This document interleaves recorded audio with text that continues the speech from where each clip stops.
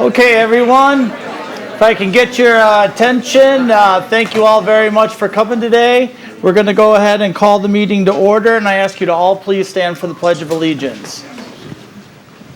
I pledge allegiance to the flag of the United States of America and to the republic for which it stands, one nation under God, indivisible, with liberty and justice for all. Okay, Molly, if you could please help us with the roll call. Mayor Atwell. Present. Alderperson Eicher. Here. Dave Greenway. Here. Jashinsky. Merrick. Here. Cahalan. Dan Cahalan. Cahalan. Here. Schultz. Weiler. Here. Great, thank you very much. Okay, we will move on to item number 4, minutes. Is there a motion to approve the minutes? I'll move to approve the minutes. Second. Did you get both names? I didn't. Okay, Greenway. Eicher. Eicher and Greenway. Yep. All right, all in favor say aye. Aye. Opposed? Abstentions? Passes. Okay, we are going to do citizens' comments on the consent agenda items only.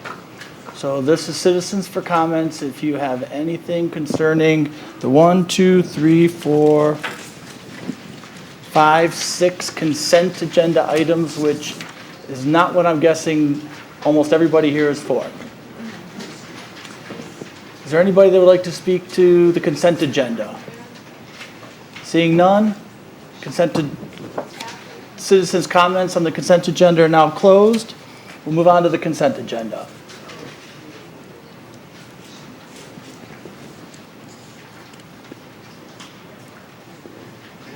I'll move to approve the consent agenda.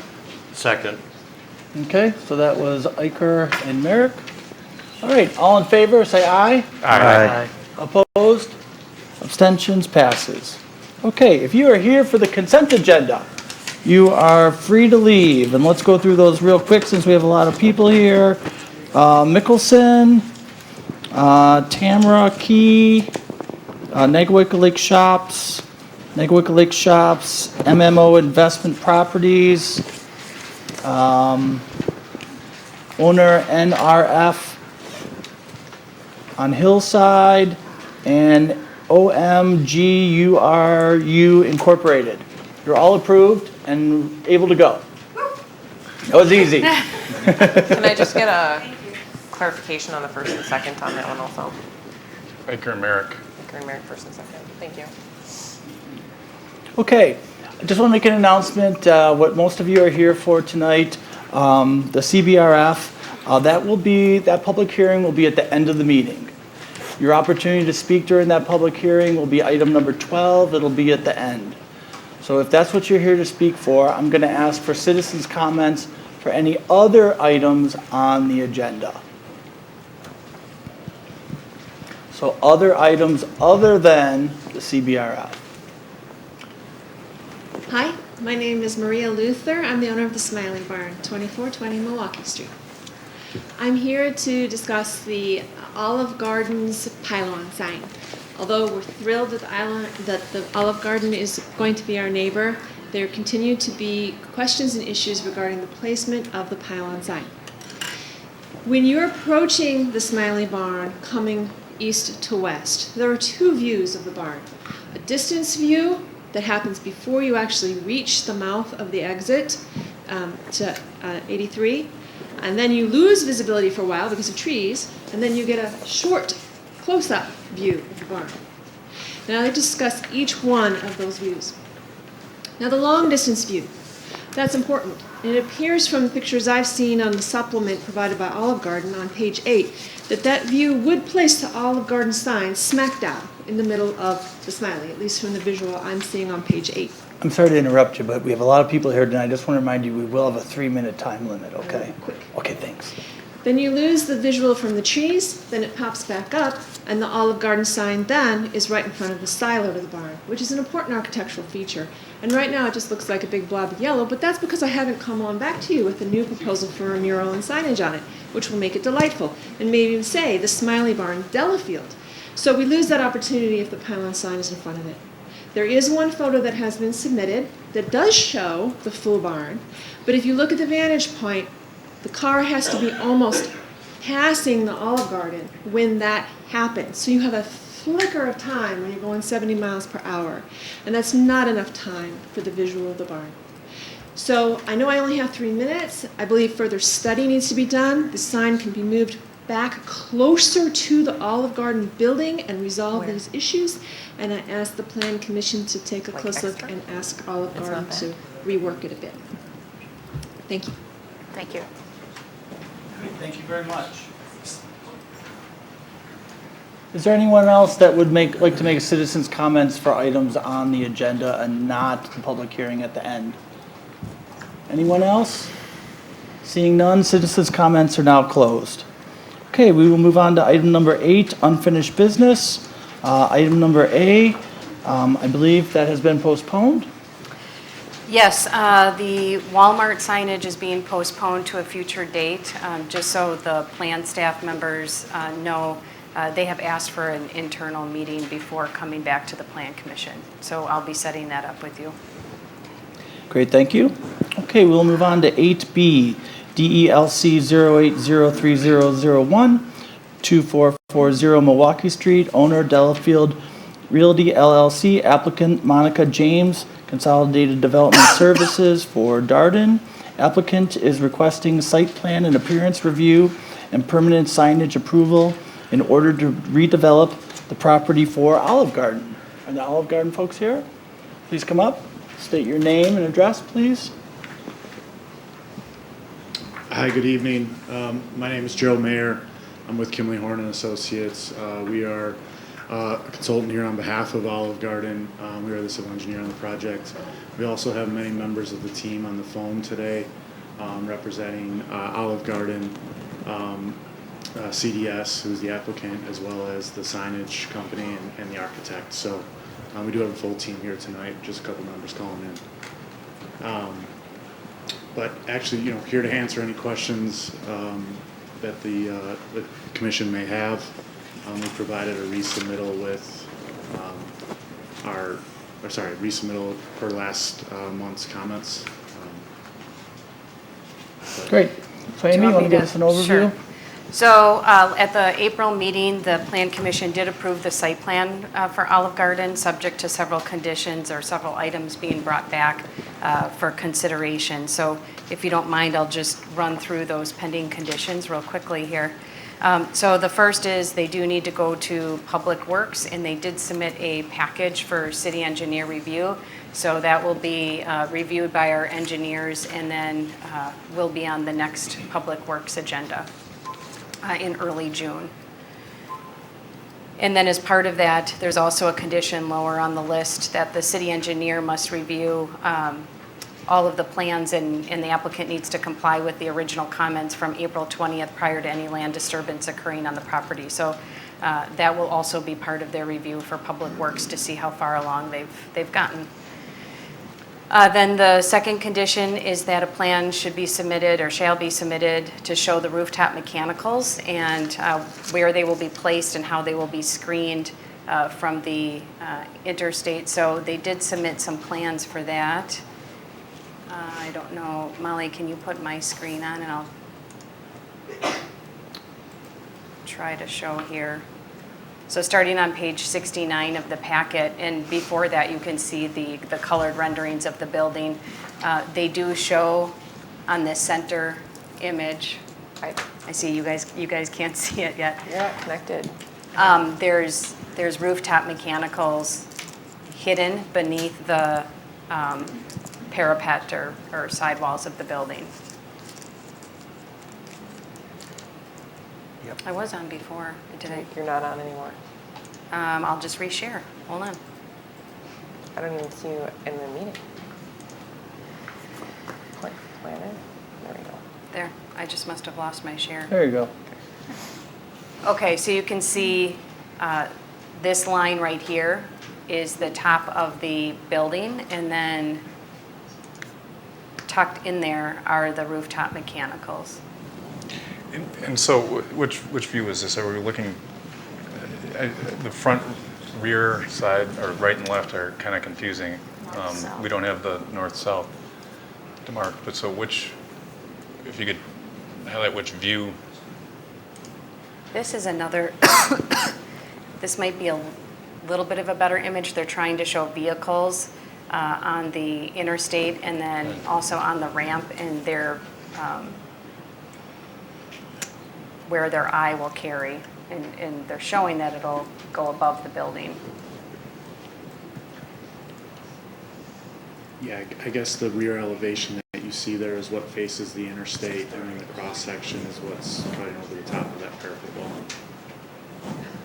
Right, and the walls, it looks like it's approximately 18, it's about 18 inches higher than the tips of the highest mechanicals. Is that, it's kind of what I gleaned from one of the, Mark or Doug from TRG, are you guys on to, or do you know that off the top of your head?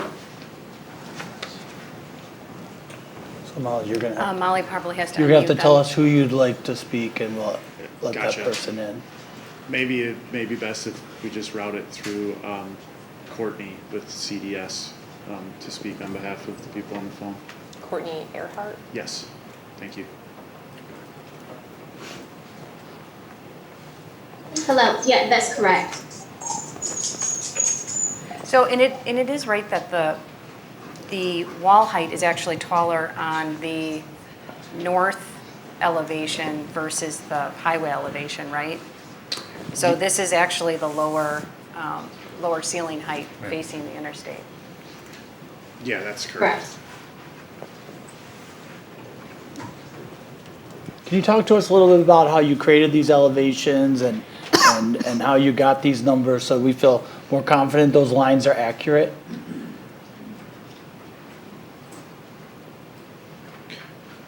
I'd like to defer to our architect, Doug Edwards. This is Doug. I was the architect on the project. Essentially, we took the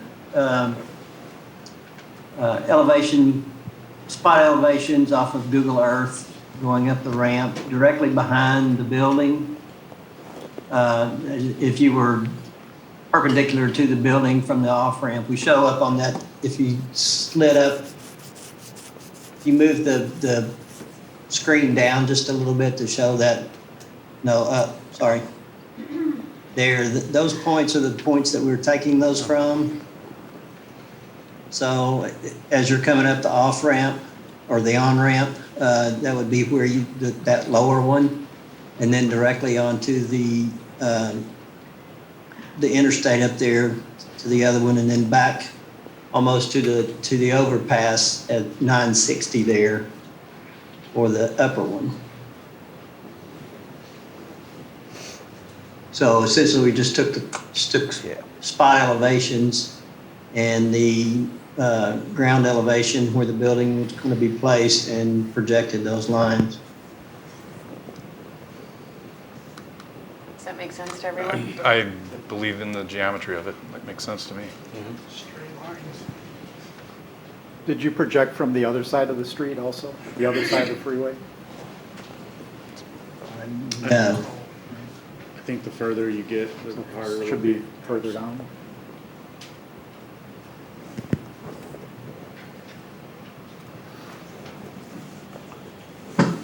Any other questions on rooftop mechanicals? No, moving on. Then they also showed a dumpster enclosure, needed plan commission review and approval. There's a lot of sheets here, so bear with me. So here's a colored rendering of what that dumpster will look like. It'll match the coloring of the building. It's made of stone plank cladding, and the doors and gates will be made of a metal roof decking to stay sturdy. The height of the enclosure will be 8 feet. It's actually a pretty large enclosure. I don't know if you can see on this plan, but it will include a bicycle locker and storage shed and the dumpsters. Okay, any questions on the dumpster? None? Okay. Then another pending condition is that they need a building permit from the building inspector prior to commencing construction. Scott and I will make sure that that takes place. They need a lighting plan reviewed and approved by the Plan Commission. They did submit a photometric, however, the plans do not comply with the ordinance at this time, so I think, and they did not submit catalog cut sheets so that we know the exact aesthetic of what the lights will look like. So I guess with that, I would just ask that you determine whether or not you want the lighting to come back to the Plan Commission or if you want that to be reviewed by city staff, myself. Yeah, and I'll Any comments? Yeah, in regard to the photometrics, we have every intent to comply with the ordinance, and if staff can provide feedback on what is not compliant, Sure. we can revise as needed. I can certainly make sure that that information is clear. With the revised landscape plan, the Plan Commission was pretty satisfied with the previous landscape plan. You had agreed to remove the one landscape island so that the trucks from the bait shop can still get in there and turn around. So they did remove that. I noticed, which is common when people revise plans, it's not revised from or removed from every plan set, so it would be helpful from the applicant to make sure all of the different plans match each other. And then you also asked for an irrigation system, and I would like to see that system explained in the plan set as well, so that we can make sure that gets installed properly. Any other comments on landscaping? I'll say we do have an irrigation plan prepared at this time, and we can submit it to staff. Okay. And the intent is to irrigate all of the foundation plantings as well as the islands that are adjacent to the building, and that can be shared. Okay. They also need a business plan of operation application before commencing the use, which they will submit before they operate. At this point, they're trying to get site plan approval so that they can demolish the building and start construction. And then with the pylon sign, that was kind of the biggest item of discussion. The condition was that they need to either comply with the ordinance or obtain the necessary variances from Zoning Board of Appeals. So they did make a couple of tweaks to the plan. The pylon sign is a little bit smaller, from 200 square feet to about 150, just under 150 square feet. They're also proposing a 1.75 square foot Olive Garden to-go decal on the glass of the entry door where they'll be entering the building for the to-go orders. They did the height, they reduced the height from 39 feet to 33 feet, so that does now comply with the ordinance. They still do not feel that they can comply with the road setback standard. And I guess what I will say with that is we're going to be discussing potential text amendments tonight for road setback related to signage rather than having them go through the Zoning Board of Appeals. This can be a common concern when they have to meet, in this instance, a 30-foot setback adjacent to a highway, which has a very wide right-of-way, so you already have a significant amount of grass or space between the area they're trying to advertise from. So we'll be talking about that later. We can, you could probably just leave the provision in here, or we can say, well, it has to comply with the ordinance standard. So if you approve a text amendment, it would comply with the ordinance standard. So I have a question. What does there's an existing pylon sign there. It's got 2 posts instead of 1. Mm-hmm. Is that in compliance with both setbacks? No, it's not. And let me see if I have an aerial. I might not have an aerial image.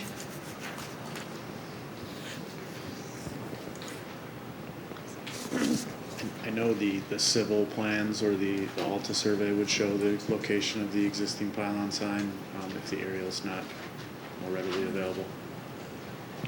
Do me a favor and speak a little closer to that mic. Or Yeah, sorry. Tip it up or. Yeah. I know last month we asked if you could set up a rendering from the freeway traveling west to give us an indication of where that sign falls related to the Smiley Barn. I do believe those are We prepared. do, yes, I have that here. I'm doing multiple things, so Okay. give me a second. Okay, so this is one of the renderings that they submitted. What page is that, Amy? Well, now I'm on a separate document. Oh, I believe it's also in the packet, but I put it on here as a separate document. Going west. So this is going westbound, and they actually then put the actual sign at 33 feet in height. Now, in is front this of the from the building. ramp, or is this from the actual I-94? This looks like it's from I can't see it. I-94. Yeah, that's Is it? It looks like it's coming, this is pretty much that high point. Okay. Then they're coming off. But can you go back, because I Yes. couldn't see where the sign was. Can you see? It's high. I can see it I can right- see it on my right there. Can you see screen. it? Let me zoom. I can It's zoom brown, in. it's Oh, hard there to it is. see. Yeah. Can There you it see is. it now? Okay. Oh, there it is. Yeah. and that's after you've passed the interchange, it looks like, the point of view? You're right on top of the Right. interchange? Yes. Do you have a further back perspective? And Then, what's, one question, is that the original proposed size, or is that the smaller size? this is the, well, the applicants can speak, maybe I'm wrong, but I believe it's the 33-foot tall sign, correct? I would defer to my partners on the phone. I think it was commented that it was originally 200 square To 150? to 150, and I'm just wondering, is that picture the larger or the smaller? Molly, do you want to open it up to Courtney?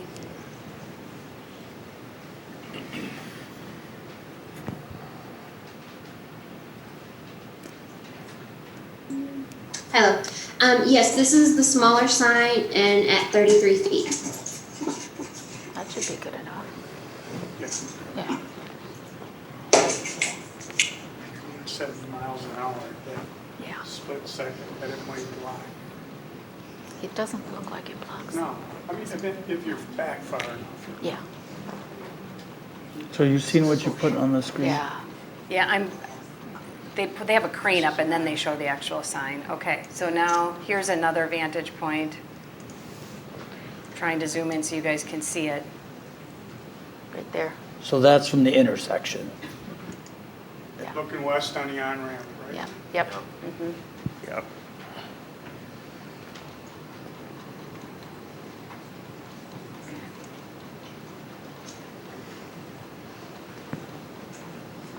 Okay, and then here's where it really blocks it when you're coming off the interstate. But I believe it's hard to see the Smiley Barn sign Right. as you come off anyway. Or the, Because of the yeah, trees. Smiley Barn face. Probably not in the winter. So, again, my question, the existing pylon sign that's there doesn't comply with setbacks or ordinance? It does not. And which setback? Is it setback from the Milwaukee Street, or is it setback I from the will freeway? show you here, I believe it's I both. It's believe right it in the doesn't corner, com- I think it's yeah. both. It's pretty much at the hard corner, maybe 5 or 10 feet off the property line today. So can you see it there? Yeah. So, Oh, you can't see, hold on.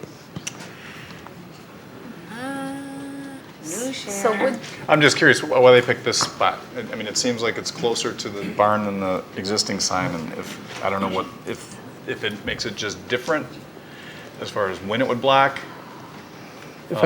or if it just makes it worse. If I recall where well, you guys answer, why aren't you putting it where the original sign is? I'd like to defer to Charlie Shaloil. He is our signage consultant and he can give you that information.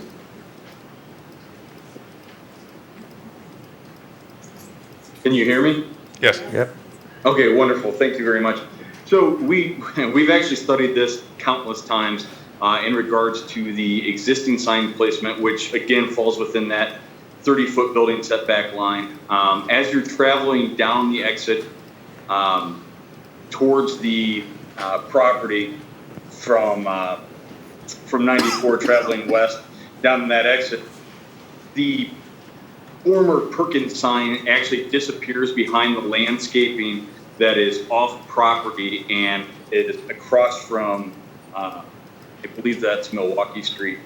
And therefore you lose total sight of the Perkins sign or the former Perkins sign in that location as you're driving up. So the thought was move the sign closer to the property edge along the highway, right in that visual corridor as motorists are coming down the exit, because it has that inline visibility. Because, you know, as I'm sure you're aware, this property is very difficult to reach if you're not familiar with the area. And the reason I say that is because I'm not from the area, and driving here to the location on a couple of different occasions, you see the opportunity if you're coming from west to east.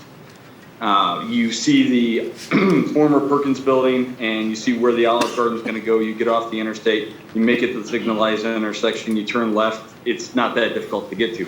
When you're going from east to west, and as you get off that exit, you can see that the former Perkins building, and at one vantage point from a distance away, you can see the former Perkins sign. As you come closer, you lose total visibility of where that sign was previously located, again, because of that off-site vegetation.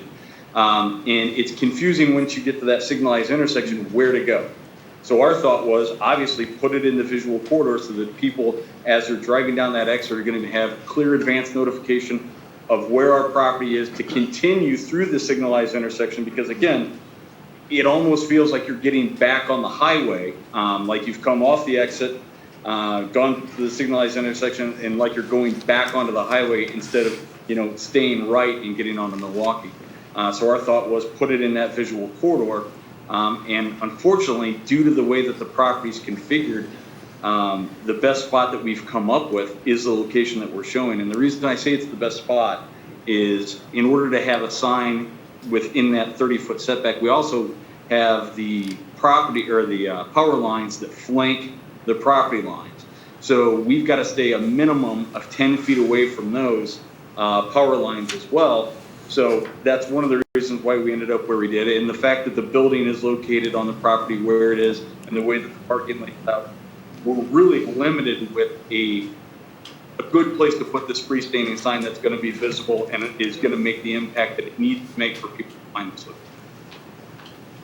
And as one of the, I guess, ways to be sensitive with the comments that were made earlier during the open public forum, but we did reduce the size originally, or I guess allowed by code is 200 feet just because of the size of the overall property. We've brought it down to 150 square feet. Again, not trying to be overpowering in the visual community.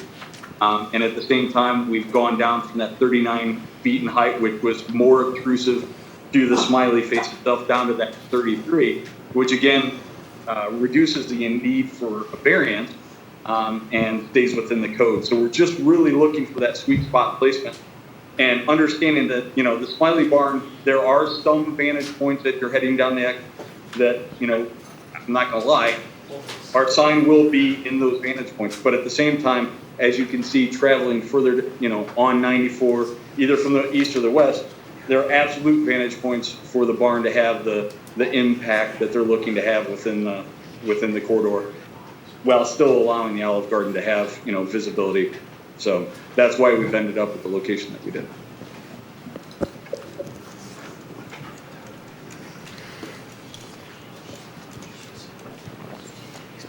A question.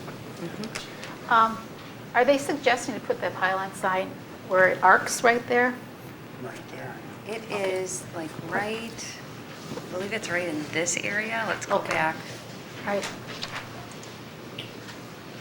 It's just east of that corner, the property corner that you were referring to. Yeah. I figured you'd probably put it where it goes like this. Just west of the building. And they also, the building is full of the windows that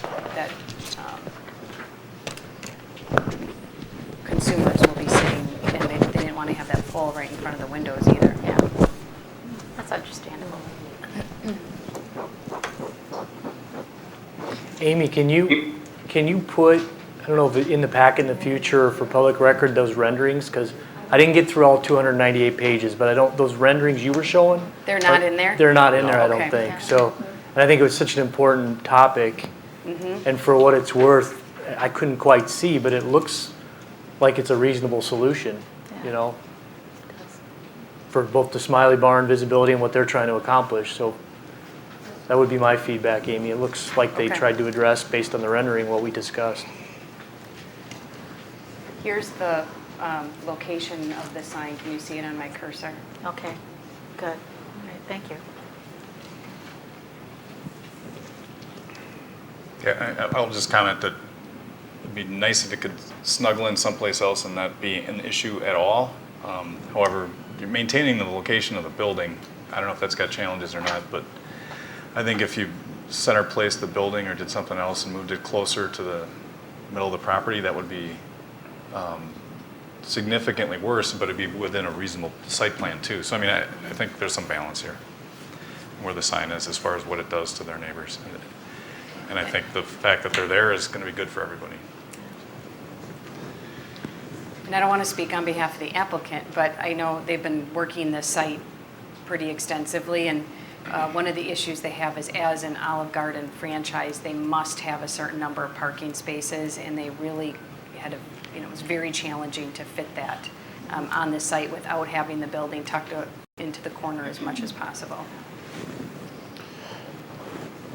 Yeah, I think you can see from the site plan that, you know, one, it's relatively consistent with what Perkins is out there, and that's strategic also, given the grading where the utilities are available to the site, where access is, you know, available to the site. We can only get access on the north side of the property from Milwaukee, so the site is relatively constrained in that manner. And I think we're confident that we have the best layout in regard to the site plan. And so really, you know, one of the effects of that is it limits the location of the pylon sign. The 10-mile high view is where it's at, doesn't comply with our code, Right. right? So either the code has to change or you have to move the sign. One or the other has to happen, right? There's no in-between option. We'll talk about some options a little bit later, but that's the dilemma we're in, right? Understood. Do the plan commissioners, we've gone through all of the conditions, do you want to see the lighting plan again? I don't need to see it. No. Not if staff Think you can can review it. handle it. Okay.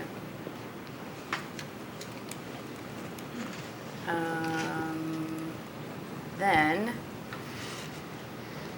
I would recommend, based on your conversation, that you approve the dumpster enclosure, rooftop mechanicals, lighting, landscape plan with irrigation plan being submitted for review and approval by city staff, and a lighting plan reviewed and approved by the city planner. Yes. Which island is being removed? The one, oh, this is a The good ones that are image. hashed? Right here. Do you see that? By Okay, the bait got it. shop. Yep, Let me zoom good. in. Okay. That's for the trailer parking for Dick's Bait Shop, so that guys that come in with their fishing boats early Yep. in the morning have a place to be able to turn around. So they'll still have the parking spaces, but instead of the raised island, it'll just be Just be painted. painted blacktop. So we've got contingent upon lighting, I mean, not lighting, yeah, lighting approved by staff, irrigation approved by staff, and resolution to the pylon sign. Those are the three things that are hanging. Yeah, and the rest of the conditions are just more of the standard conditions that don't require your. Contingent on Public Works review. And that's it, like, that's already in here. So is that a motion? And what's the date of that letter that you got there? What letter? Your list. Oh, My list of things. so is it only, So my staff report letter is May 19th. okay, well, I'll make a recommendation to approve the site plan as presented, contingent upon the reconciliation of the resolution of the issues in the staff letter, as well as the review and approval of the lighting plan by staff, as well as the irrigation plan by staff, and resolution of the pylon sign location based on future action. I'll second. All right, is there any discussion? Well, I have a question. When's it gonna, when will they start? If it gets approved tonight? I think, speaking on behalf of Olive Garden here, but the intent is to start as soon as possible, as soon as, we have all permits in hand. There's other permits that we need to acquire outside of Delafield, including the DOT and the DNR. So we'll be subject to their approval as well. We're looking at a tentative start date in August, pending approval of all permits. All right, any other discussion? Hearing none, all in favor say aye. Aye. Opposed? Abstentions? Passes. Great, thank you very much. Thank you. Yo. Okay, now we will move on to number 9, new business. DLC 0804994019, 2730 Hillside Drive, owner NRF 10 Hillside LLC, applicant Paul Butler. Bauer Sign and Lighting, applicant seeks approval to replace a nameplate on the existing freestanding sign at the intersection of Highway 83 Hillside Drive in order to advertise Pizza Hut. Is the applicant here? Amy, you want to give us an overview? Yeah, so the only reason why this is not on the consent agenda is because I couldn't get a hold of the applicant and I got thrown off with the earlier request that was on the consent agenda for Verlo. This is in the same exact location, so I didn't know if Verlo or Pizza Hut was taking the place, but after talking to the applicant, Verlo is going to use the one side of the sign and Pizza Hut's using the other sign. So that's really the only difference. Otherwise, it complies with all the code requirements and they're just sticking the plate in an existing slot. I'll move to approve the Pizza Hut sign as presented. Second. Great, all in favor say aye. Aye. Opposed? Abstentions? Passes.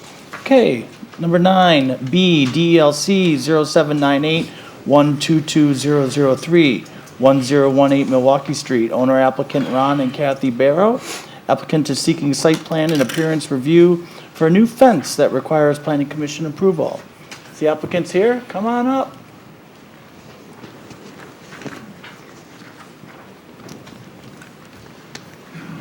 Amy, you want to give us a little overview? Sure. And let me know when Scott should jump in. He can jump in whenever he wants. And I apologize for my cough. It's allergies, I promise. So my property, or this property, not mine, is zoned R1, single-family residential. It's south of Milwaukee Street, just west of Oak Street.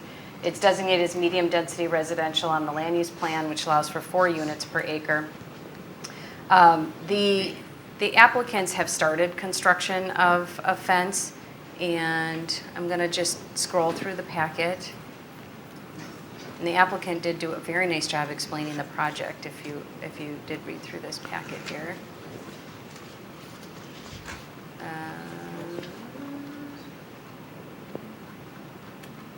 Okay, hold on. So this is the fence that's under construction on their lot line. It runs along the south and east lot lines and then connects to their residence and garage, and I'll show you a site plan of that. The reason why it needs plan commission approval is it's taller than 4 feet. It's not taller than 4 feet in all areas, but there are some areas that extend up to 4.8 feet, and the fact that it's within the setback. So the height matters because it's so close to the lot line. The typical setback would be 20 feet from the lot line. And then they also need your approval because it's made of wire, which requires plan commission approval, and the support structures consist of treated pine. So the ordinance says that you should determine whether the height, location, and material of the fencing is appropriate based on the site plan and appearance criteria. And the ones that I think are most impacted by this particular project would be whether or not the project enhances the values of the property throughout the city, avoids and prevents deterioration of the general appearance of structures, landscaping, and open areas, and that the project preserves and protects the appearance and aesthetics of the quality of the city. If you do approve it, they should definitely get a survey of the fence location so that we can ensure that it's on the property boundaries and not on the neighbor's property. And just to show you here, so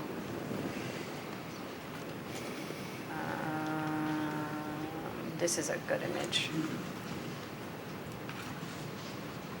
So they're showing the green area is less than 4 feet in height. The blue area is over 4 feet in height, so it's a pretty significant area.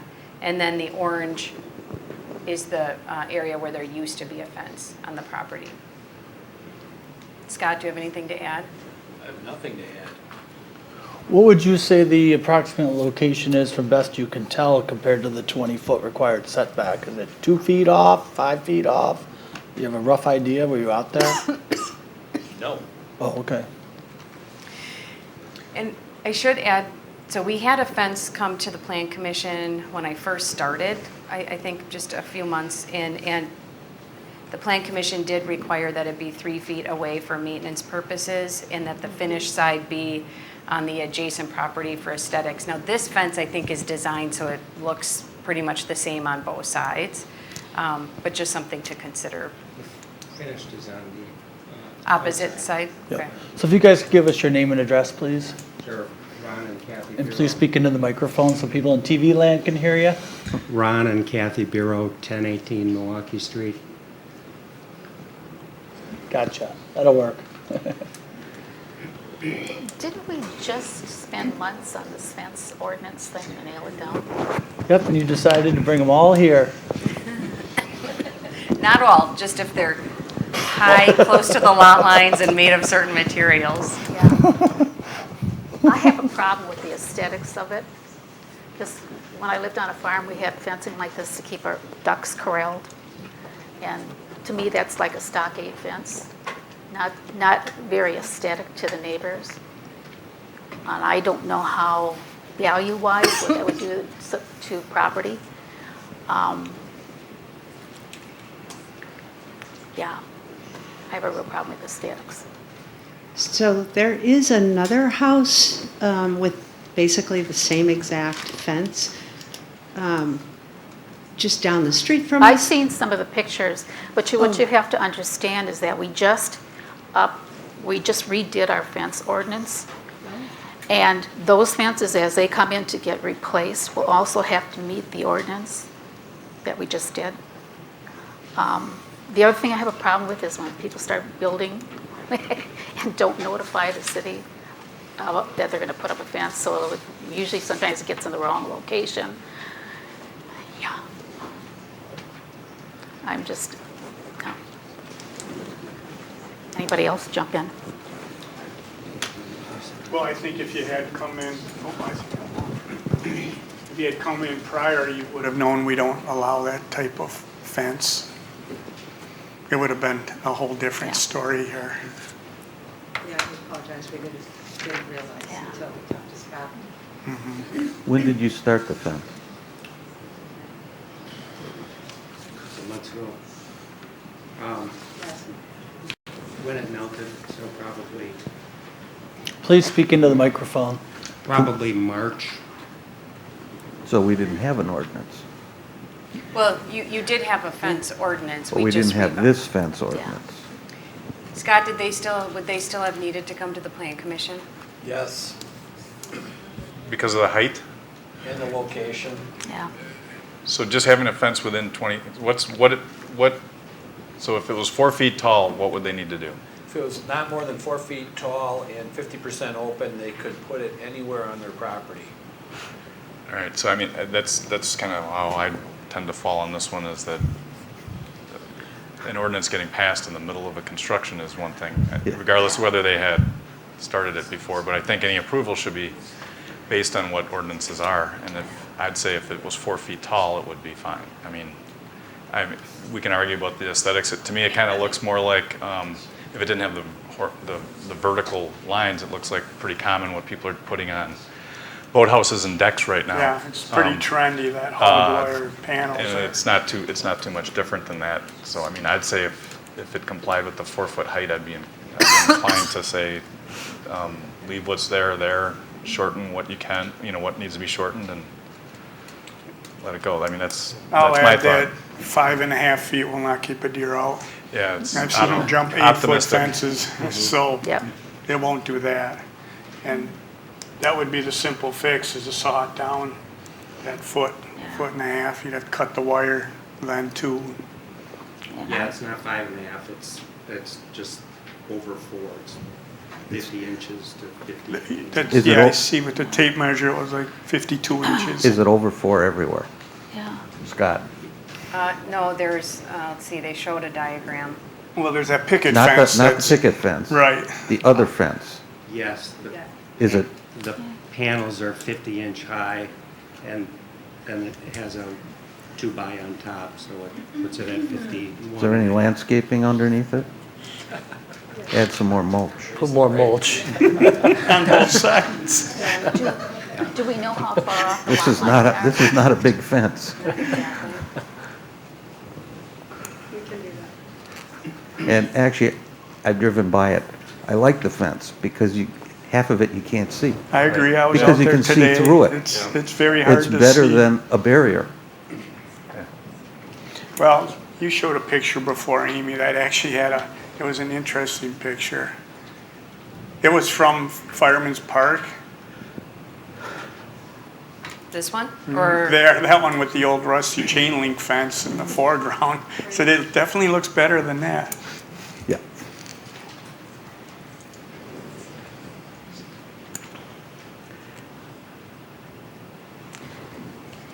All right, folks, we've got a long night ahead of us. Well, I'll make a motion to approve the fence as long as it measures 4 feet when Scott's out there inspecting it.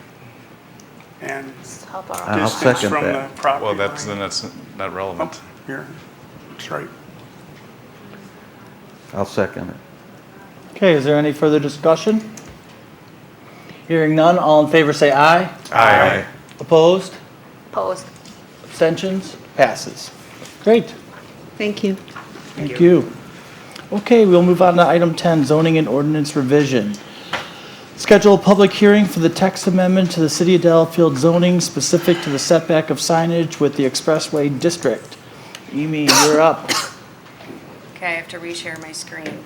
Hold on.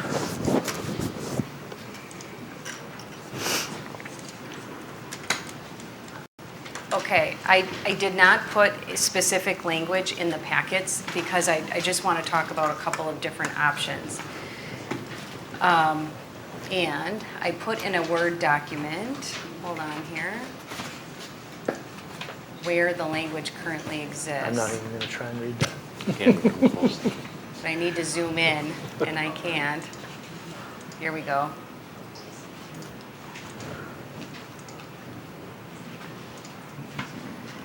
Now it's really big. Yep, I got it. Okay. So there's a couple different sections in the sign section that would apply, and one includes signs specific to CBD1, CBD2, CBD3, B1, and B1A. This property is, if I remember correctly, is Zone B3. Olive Garden is Zone B3. Now granted, obviously if we amend the text of the ordinance, we're not just amending it on behalf of Olive Garden, but that is what transpired, the need to potentially look at a text amendment. Then there's another section that talks about signs permitted in the B2, B3, B4, B5, B6, and M1 districts, which is the area that would apply. Well, if you look at these two sections, the first one says that signs have to meet the setback rules of the ordinance, but then there's a statement that says the Plan Commission may grant an exception to the sign setback requirement where such an exception would not interfere with traffic safety or would be inconsistent with the objectives and purposes of the ordinance, or of this chapter. The next paragraph does not have that same statement. I don't know if that was intentional or not, but it is not in there. If you go down to the Expressway district, which is where Olive Garden exists, It says that all other on-premise signs shall conform to the provisions of and be limited by the requirements of subsection 2, which happens to be this district that allows the Plan Commission exception, but this property is not in those districts. Those districts laid out. Are you following us, folks? Follow me. Those districts that are laid out are hardly in the Expressway district. I mean, so honestly, I almost feel like maybe there was a typo and it was intended to be in number 3 and or both. So one option is to consider that for the most part, any signage in all of these districts would, if it's too close to the road setback or setbacks in general, would be allowed to go to the Plan Commission for consideration. Usually in ordinances, what I have seen is at least some relief from the typical building setback for signage, because you do want the sign to be visible from the road.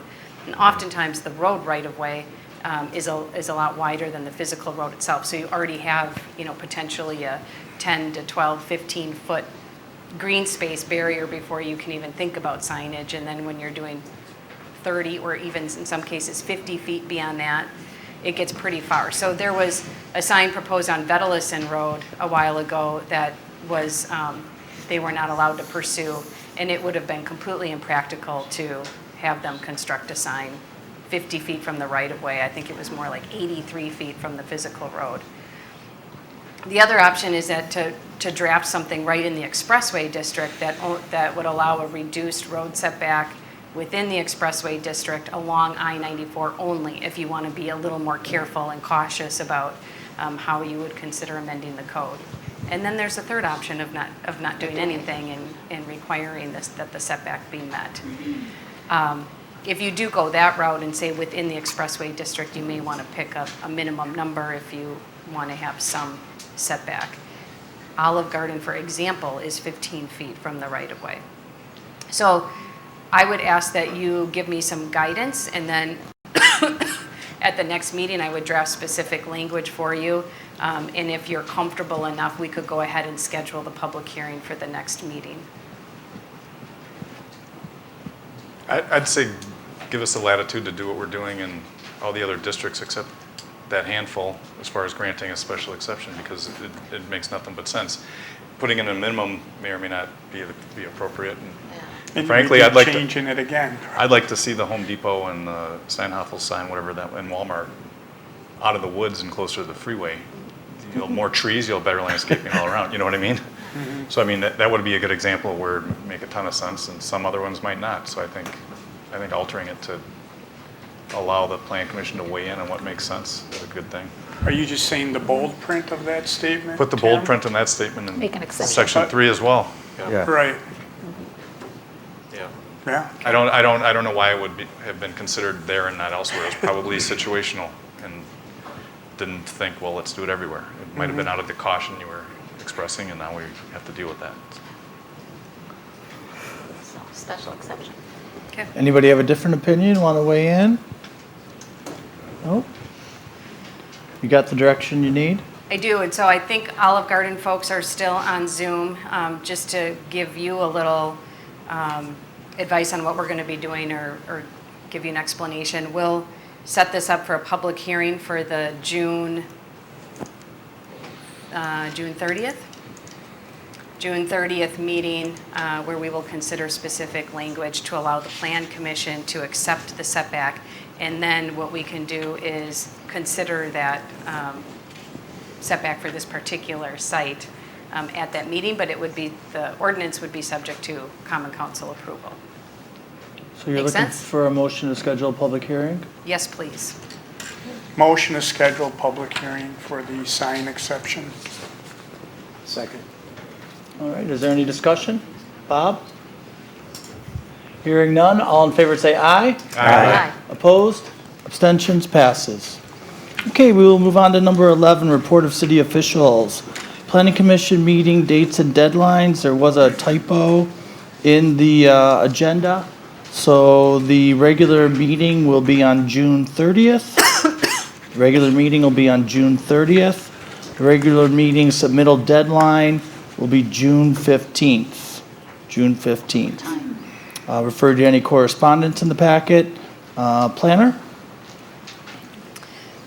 The only thing that I have on here is we have been asked by an alderperson to consider text amendments for the regulation of CBRFs. That would not apply to the project that's being considered today. That application has been submitted and is in the middle of a process. And I'm going to bring this up a little bit more during the public hearing of the next item, but some of the conditional uses within the city's ordinance don't have specific criteria that have to be met in order to get approval, and the CBRFs being one of them. And the laws have, recently changed that restrict the city's ability to deny a conditional use without those conditions in place. So I guess I'm bringing this up to, for discussion, whether or not you want to move forward with considering amendments to CBRFs, and then if so, how we would proceed with that. I typically like to start by looking at other ordinances for examples as a starting point to discuss. Yeah, I'd like to see what's out there, to give us at least some direction if we're going, which direction we're going to look at even, Otherwise, we're just kind of guessing, and I don't want to do that. Obviously, we're not going to do that. Any other feedback for the planner? Or everything that needed to be said has been said? All right, you need anything else? I think we're good. Okay, building inspector. I have nothing to report. Nothing to report. We need you to report something, Mr. Building Inspector. New homes constructed and occupied. I issued my first permit for a new house. 2 Wonderful. weeks ago This year. Wow. Wonderful. Wow. It's on fire. Okay, then we are going to go into the hot topic for tonight, which is item 12, the public hearing. Just going to go over a general process of how this is going to work, and then we will start the public hearing. So, procedure for conducting the public hearing. City staff will give an explanation of the ordinance provisions and process for receiving comments. There will be an applicant presentation request based on factual information related to the proposal. Then we'll have public comment regarding requests based on factual information related to the proposal. Then the Planning Commission will have comments and requests of the applicant for additional information if necessary. And the applicant will get an opportunity to come back up and respond to the public comments and the Planning Commission. So that's how we will run tonight. We do have a hard stop at 10 o'clock. So if we haven't gotten through all the things we need to get through by 10 o'clock, then we will adjourn the meeting and restart at a future date. I like having this hard stop. I don't think people think well after 10 o'clock, and we need to have our A game on when we're trying to make these decisions. So there will be a hard stop at 10 o'clock. Okay, and then I want to read this. Whenever we have a large room like this, I like to go through this. Thank you for coming tonight. We're glad you're here. We're eager to listen to your comments on all items on this topic, but please keep your comments to a maximum of 3 minutes. When the room's not very full, we have it at 5, but when we're packed like this, we're trying to get through and be efficient as we possibly can, and I ask you out of the respect for everybody else in the room, I will be running a timer. I will give you reminders to respect everybody in the room and stick to the 3 minutes. Please try not to repeat what others have said. Simply tell us you agree with their comments and add new comments you might have. I see some new faces, and we will help you through the process. If you're unsure of something, please just ask. When you come up, we need your name and address first. Then the Common Council will listen, or the Planning Commission in this case, will listen to what you have to say. In this particular case, because it's a public hearing, we will be having an opportunity for the city attorney to have a two-way discussion with each citizen that comes forward. That's something that if you've been involved in this process in the city in the past, we have not done. But there will be an opportunity for back and forth discussion with the city attorney. The focus is on clarifying what the factual information that's being presented. Okay? All right. So I will go ahead and call public hearing number 1. Topic conditional use for community-based residential facilities. Marty LLC, Christopher Kiefer, Castle Senior Living. Request a conditional use permit to operate a community-based residential CBRF, which will include the demolition of several buildings and the construction of a new building. Location is at 1807 Nagawicka Road, DELC. And Jim, you want to give us your overview of how you see this working? And while you're doing that, do you want me to just Go quick ahead. explain the Yeah, ordinance? let's go ahead, So the land use plan for the property is lake residential, and the zoning is RL1 residential lake, which requires a minimum 40,000 square foot lot size. This property does currently have a conditional use for a restaurant use. It's a legal non-conforming conditional use, which it's been vacant for some time now, and that is no longer operating.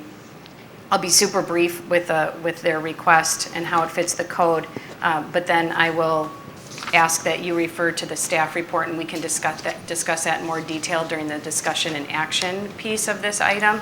And then we can also, the applicant is going to present the materials, and so I'll rely on him to go with all the details. There's a ton of pages in this application, so I'm just going to pick one up on the screen and then ask you to be patient during the hearing if we need to toggle through the pages.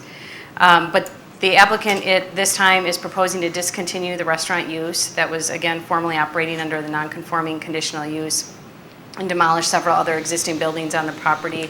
They are proposing to keep the lower level of the boathouse, which is not included in the floor area ratio provisions. And then they are also proposing to obtain a new conditional use permit in accordance with the zoning code 52-142, paren 28 for a community-based residential facility, or otherwise known as a CBRF, which will include the construction of a new building with 54 units and 57 beds. And when we talk about units, we're not talking about residential units. None of these units have full kitchens. They're separate living spaces for folks, but they have common spaces for their eating. The applicant's also applying for site plan and appearance review, and I just want to state with that too, that the applicant is seeking approval for the general use on the property, and we have asked, and he has supplied a significant amount of information, but to ask him to submit every fine detail for a site plan, even similar to what Olive Garden went through, it took a couple of meetings, becomes burdensome on the applicant when they don't even know if the use itself is acceptable. So there's some latitude in all of the minutia that goes into this. And then there's, before he would be allowed to operate, if it were to get approved, they would need a business plan of operation, just like any other business. So in accordance with the zoning code, a CBRF, as defined in Wisconsin Administrative Code, section HSS 3.04, which also does need to be licensed by the state. So he does have to meet certain criteria in order to be considered a CBRF. May be granted in all districts as a conditional use, the way the code is written. The ordinance does not include any specific requirements that must be met, such as minimum lot size or maximum number of beds. However, there are general standards in the conditional use section and purpose and intent of the ordinance. Wisconsin state statutes was recently amended in 2017, which limits the city's ability to deny a conditional use request if the applicant meets or agrees to meet all the requirements and conditions specified in the ordinance or those imposed by the city. All conditions must be tied to the purpose of the ordinance and be supported by substantial evidence. And so this comes out of Act 67, Attorney Hammes? Yep. Act 67. So anyone is welcome to peruse that statute. Do you have anything else you want to add, Attorney Hammes? Otherwise, I'll let the applicant explain the details of the project. Well, I guess the only thing I'd like to add is or maybe expand on is, as Amy just indicated to you, the issue is whether there's substantial evidence to establish conditions for the granting of a conditional use permit. I've read a lot of information that's come in over the last number of weeks. Plan Commission members have gotten written comments. The issues such as whether this is a PUD, for example, which is a legal issue, really isn't a matter that, in my opinion, needs to be addressed at the public hearing. Those are legal issues that the Plan Commission will deal with. What you should focus on, whether you support this or you oppose it, is the specific conditions. For example, as was just indicated, there are no minimum or maximum number of units that we require in our code. So you as a resident, how does that affect you? That's the type of information that's needed. And it's not just subjective, well, this is too many. Give us facts, all right, to the extent that you can, and that will help the Plan Commission ultimately either when they decide whether to recommend approval or denial, and if it is approval with certain conditions. So focus on how it impacts you one way or the other, and that will help everyone out. And again, a lot of people here. I drove into the parking lot and I couldn't find any place to park, so I thought to myself, this is probably going to be pretty controversial, huh? So give us information and let the Plan Commission decide. Thank you. Thank you. Okay, would the applicant like to come up and give us an overview of where you're at today before we have citizens comment?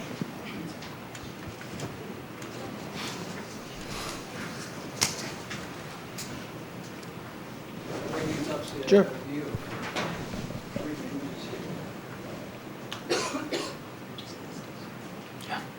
you accepting paper forms? Can we pass out something or 3D images so we can see them closer? Or not? Yeah, you can pass things out.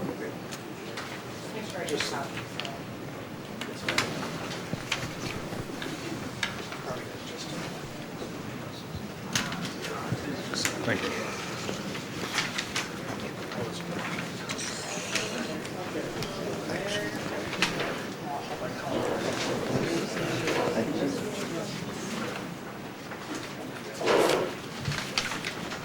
Thank you.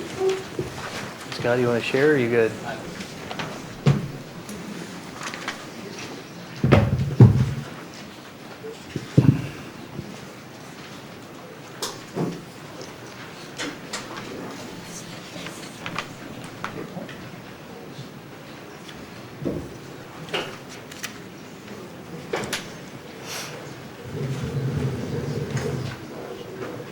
It's a good thing we have all these chairs. We need them all.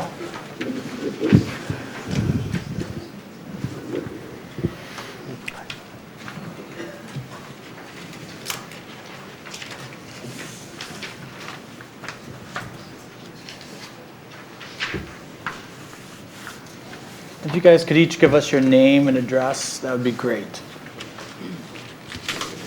Yeah, my name is Christopher Kiefer. I live at 2806 Peninsula Drive, Delafield.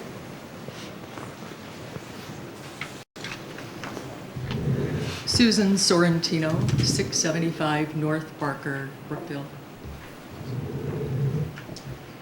I'm Paul Jenswald. I'm with Trio Engineering, representing you. Thrive Architects, Jeremy Bartlett at 259 South Street, Waukesha. Dave Rashka, also with Thrive Architects at 259 South Street. Thank you.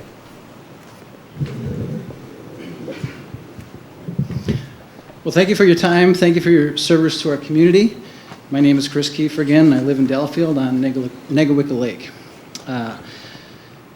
You've met my team here.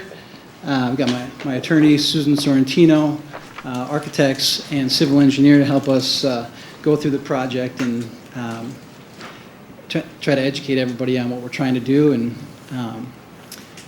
get into some details. So I am a registered nurse, and I'm advocating for the frail elders in our community, for which many are disabled and handicapped. I'm asking for your support in helping us bring equal opportunity to these individuals, an opportunity to remain living in a residential setting, an opportunity to remain living on this lake and in the community they've grown to love. So our proposal is to raise the Seven Seas building and build a new 57-bed CBRF where we offer 24-hour care and support to elderly residents. This site has been serving the community for over 100 years. It was a hotel, a resort, a sanatorium, a school, a bar, and a disco, and lastly, a restaurant and banquet center. Our proposal for a community-based residential facility will be a home for older adults, which we believe fits into the neighborhood better than any other previous use. It would not be a skilled nursing home or hospital. It is a community-based residential facility, a quiet and peaceful assisted living residence. So some background. In my experience as a nurse, I've seen many cases where older adults lose their ability to be independent and stay at home. In many cases, they've been forced into institutional settings, and they're not the most pleasant settings in many cases. I'm trying to change that. I'm trying to make a nice and beautiful CBRF home on the lake. Thankfully, our state and federal government have also been trying to change that as well. They're trying to stop the neglect and discrimination towards elderly and disabled and create better living environments. This is why the state developed community-based residential facilities. It's an assisted living environment that's supposed to be in a residential setting. It is designed to allow individuals that need assistance the ability to remain living in neighborhoods, residential neighborhoods, and maintain a sense of independence to improve their quality of life. Community-based residential facilities are located in neighborhoods throughout the entire state. This is where they're meant to be. It's not something new. Additionally, the federal government enacted the Fair Housing Act to provide additional protections against such things like zoning laws, covenants, conditional use permits that limit the choices of those who are disabled, and really want to make sure that we're all making reasonable accommodations for these folks. We are asking the Planning Commission to help us advocate for our frail elders, help us make things better. Please follow the ideals and the direction of the federal government in the state of Wisconsin and the city of Delafield as our proposal does fit within the current zoning and is a conditional conforming use. Additionally, our proposal does help fill a need in our community and improves the property and the quality of the neighborhood substantially, and I'll get into that. So the character of our building is similar to the surrounding homes, with the height similar to this two-story building or two-story home next door. With the architecture of an upscale home, the building will blend in. Additionally, the home is going to be set far back from the road. It's 300 feet back from the main road. With increased landscape buffers, most people won't even notice it when they're driving past. And you can kind of see that in our 3D rendering, how far back it's actually laid out. Once we get some trees and landscape buffer going, you're going to drive right past it. Our previous plan was meant to help save the iconic restaurant, as you know, but with the amount of neighborhood concerns with traffic and noise and compatibility between the uses, we decided to change our plan to help better accommodate the concerns. The only way to really improve these things was to remove the restaurant and banquet center because it had been serving over 1,000 people a weekend and generating tons of traffic and noise. I made the chart in the packet that illustrates the impact between the current use, our previous proposal, and our new proposal. And you'll see in there the significant reduction in traffic with our new proposal. The restaurant and banquet center was serving, like I said, over 1,000 people a weekend, many of which had been partying, drinking prior to driving. So we're proposing 57 residents that do not drive. Talk about a huge reduction in the density and traffic in the neighborhood. And in big improvement to the safety as well.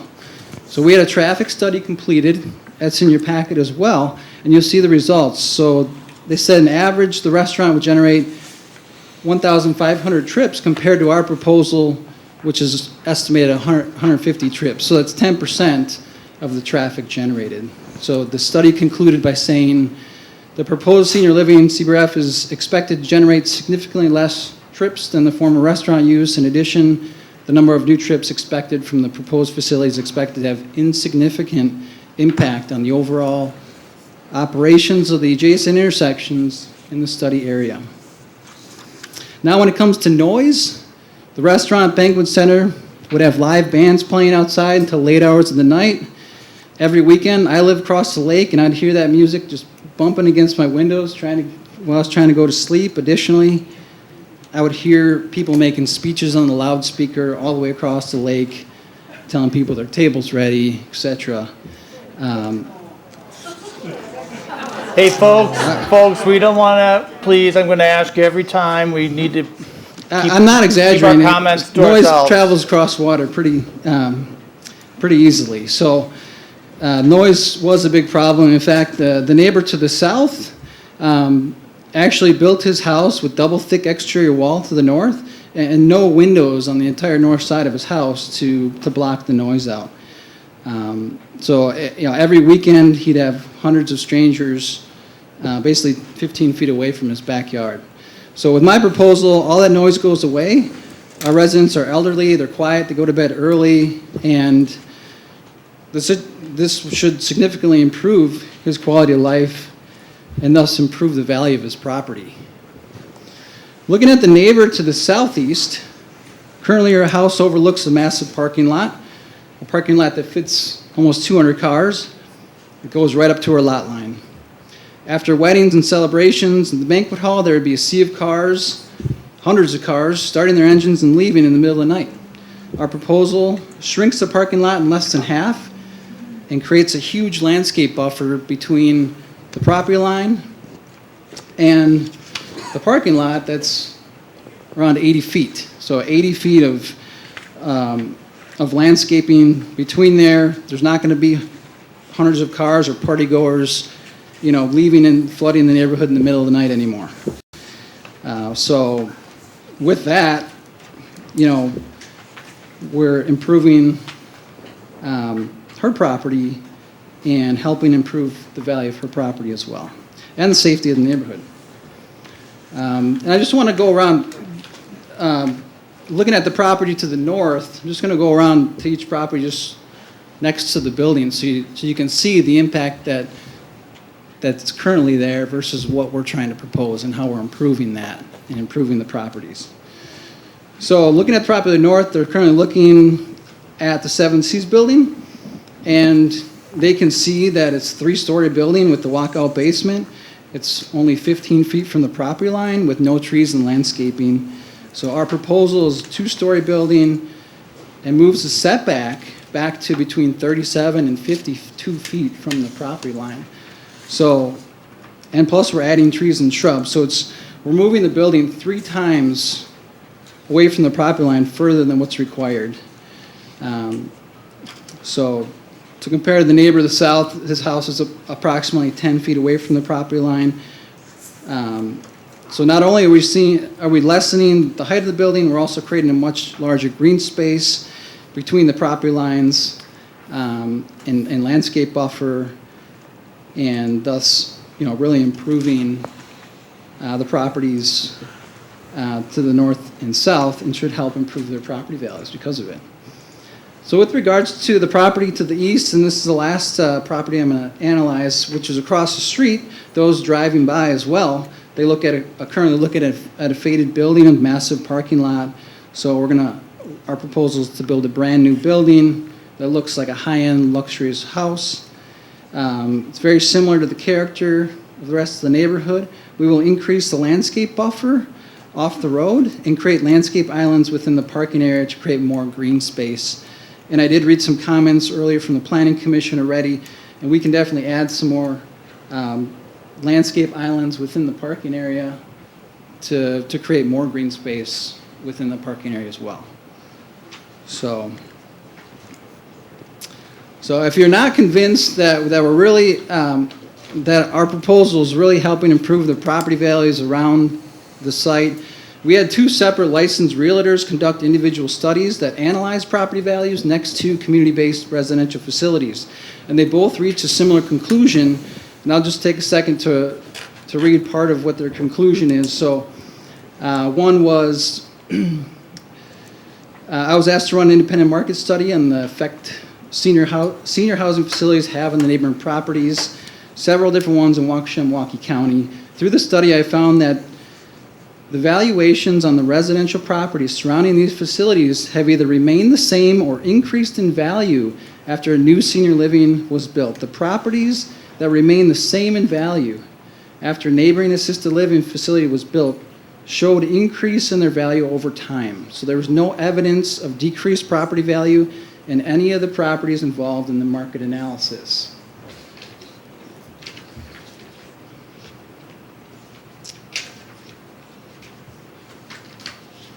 And I'll just read one line from the other one. It says, in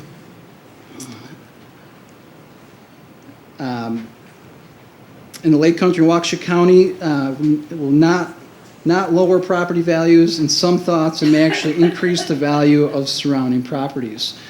And I can give these to you for your review as well.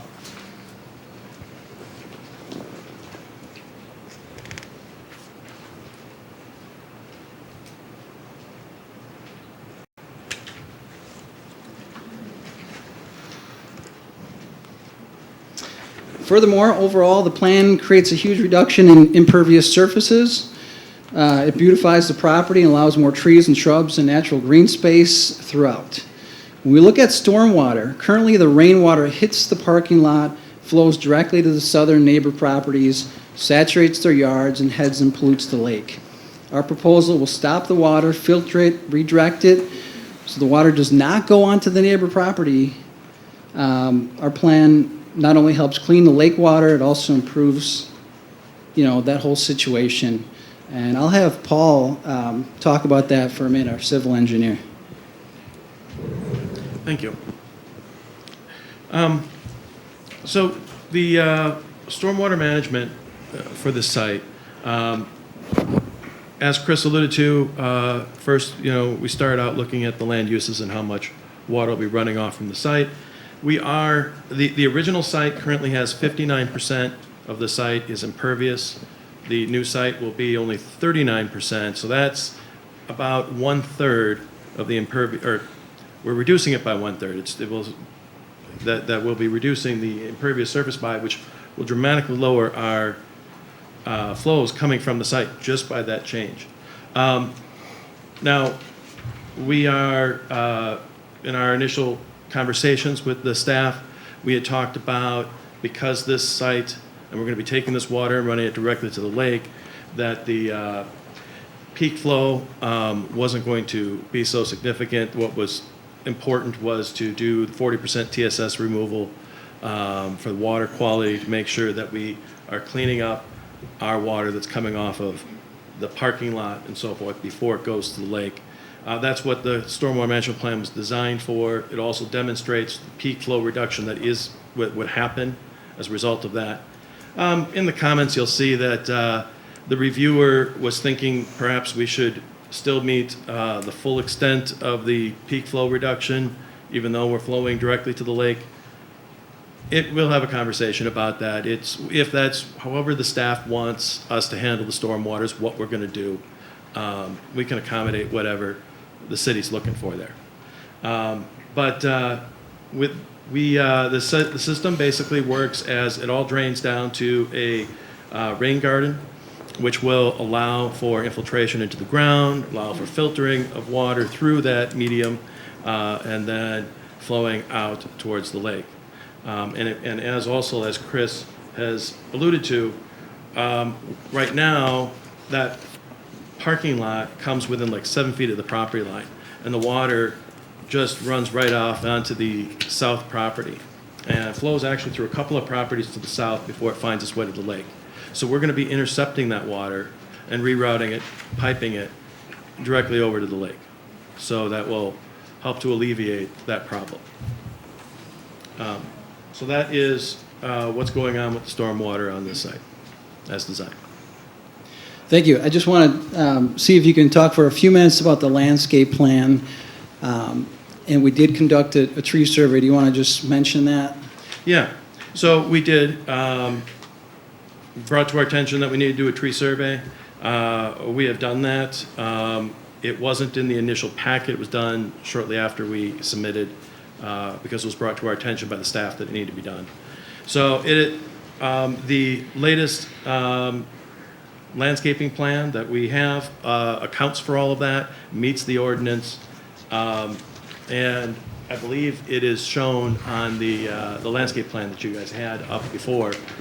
But, you know, it's very extensive. Plantings are what we're looking to do that will create a great buffer on all sides. Before, like I said, the parking lot was 7 feet from the property line. Now it's going to be more like 80. Yeah, it's quite a ways. We've got lots of room there. We're going to be planting lots of trees, shrubs. It's going to be quite a beautiful property when we're done. But it meets the ordinance, and this landscape plan will be, you know, coming to staff for them to analyze and look it over. But thank you. When you look at the footprint and the design of the proposed building, it's a U shape. This is a purposeful design to create more privacy for the residents and the neighbors. So our outside activities will mainly be done in this courtyard area, so the neighbors will rarely see our residents or hear them at all. Additionally, as Amy mentioned, these are not dwelling units like an apartment building, so they don't have stoves or ranges. It's really considered a home with many bedrooms, as the residents use their rooms to sleep in. They come out to the common area to dine, like and eat and hang out in the living room like you do at your house. So I'm going to hand over just for a minute for Jeremy, Dave, if you can just touch base on the architecture. Thanks, Chris. So just briefly, I guess, just to explain a little bit about our firm. Our firm, we mainly do care type occupancies. So we do church work and we do senior care work. We do dental offices. As you can imagine, that's not usually very controversial. So obviously, I myself sit on a planning commission in Muskego, and I've served on that through 3 mayoral terms. So I understand what everyone here is going through as well. Dave also serves on his planning commission in his community. Respect your time, appreciate your time. I will keep everything very brief. I just want to hand it over to Dave so he can talk a little bit about the architectural character and scale of the building. Yeah, and again, I'll keep it brief, and I know Chris already touched on some of this, but just generally, when you looked at the plans, what we've set up is, as Chris mentioned, is kind of a U shape, where the middle leg of the building is kind of the common area, the entry lobby. It's kind of the open space where the residents can come, to use the dining spaces, the common amenities, and then the 2 legs are where all of the resident rooms are. And again, as Chris mentioned, the focus is to create kind of this inner courtyard so that it's somewhat private and secluded, but it still gives everybody great views and access to the lake. We handed out the renderings there, and I think the emphasis there on the first page on the bottom, as Chris mentioned, in addition to trying to design this as a high-end residence, was the aesthetic we were going for. We looked at a lot of the neighboring properties and around Delafield, the community, and tried to draw architectural elements and create something that is high-end lake home was the look we were going for. But also, I think if you look at that at the bottom image, you'll see, as Chris mentioned, this is set pretty far back off the road. So your view from driving down Nagawicca, the building is so far back that it's not going to appear to be this big monstrosity. It really, we tried to keep a residential feel and scale to it. So again, it's only 2 stories, and some of the architectural elements help us create that smaller scale look. A lot of the finishes that we chose to use on this, again, are drawn from a residential palette. So it's a lot of LP composite siding products that you'd see, a lap siding, a board and batten siding. We are using a cultured stone around the entry pieces, which again you'll see in the images there, just to dress it up and give it kind of a higher class feel. There was a couple items in the zoning report that we wanted to just briefly address. I think on page 2 of the staff zoning report, down towards the bottom, there was a typographical error on the floor area ratio. The intent is absolutely to meet the 0.25. We had a typo that we were 400 square feet off on the lot area, which in turn shows the the footprint of the building about 100 square feet over. We can easily remove that, and that will be done in the plans moving forward, where essentially we can cut a slice out of that central common area space that we need to take about 10 or 12 inches out and just squeeze the footprint down. But the intent was to meet that requirement. The second item that we wanted to address in the staff report, on page 3, there's some comments with regard to emergency access and the fire department. And again, the intent is absolutely to work with the Lake Country Fire Department and meet all of their requirements. So right now, the travel distance around to the back of the building is just slightly over their 450-foot requirement. So what we've done on other projects, or we can work with them on doing here, is essentially creating a extending the paved drive along the 2 sides at the front entry so that the fire truck has access. Another thing we've done at a nearby project, where that walking path circulates the building, we could actually do a tandem path that's set up wide enough for the fire truck to get partway down the side of the building and have closer access to it.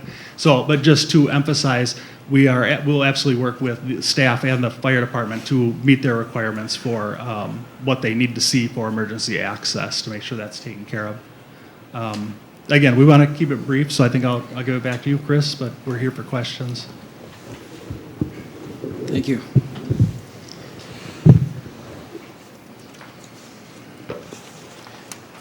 So just in closing, we feel this is a perfect site for this home. You know, what if you're looking for care, you know, in the future, if you cannot stay at home, where would you look? Wouldn't it be a wonderful spot to be able to live on a lake and enjoy the beautiful sunset views?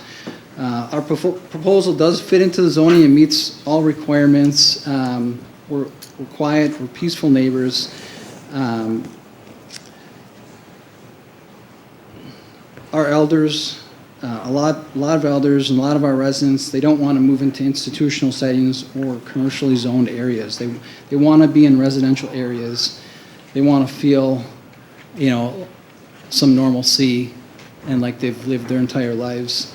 And they want to, and I think we should look at that and give them the opportunity to stay living in those neighborhoods like everybody else. So lastly, I just want to turn over to my attorney, Susan Sorrentino, just to make a few comments as well. Hello. Again, I'm Susan Sorrentino.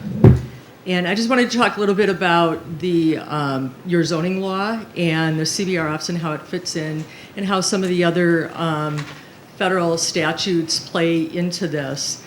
Tonight you're probably going to hear a lot of opinions from other citizens and from their attorneys probably about how they feel about the senior facility that Chris is proposing. And they will want you to deny the application or put on very onerous restrictions. But as you probably already know, and your city attorney has already said, and Amy, or excuse me, the city planner, has that the zoning already does fit into, the CBRF already does fit into the zoning. When the CBRF was allowed as a conditional use, that is the point in which the use is allowed in this particular zoning.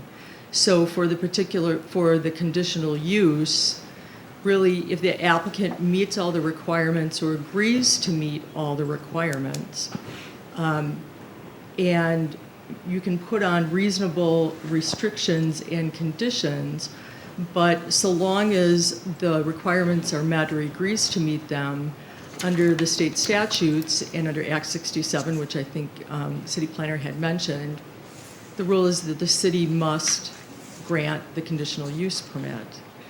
And we are not asking you to do anything unusual or for special exceptions. This is a granted use through this particular zoning. Now, when you consider what kind of restrictions or conditions you might put on when granting the conditional use permit, there also are some restrictions on how much you can restrict and place conditions. And some of those are dictated by federal law, including the Federal Housing Authority, or Federal Housing Amendment.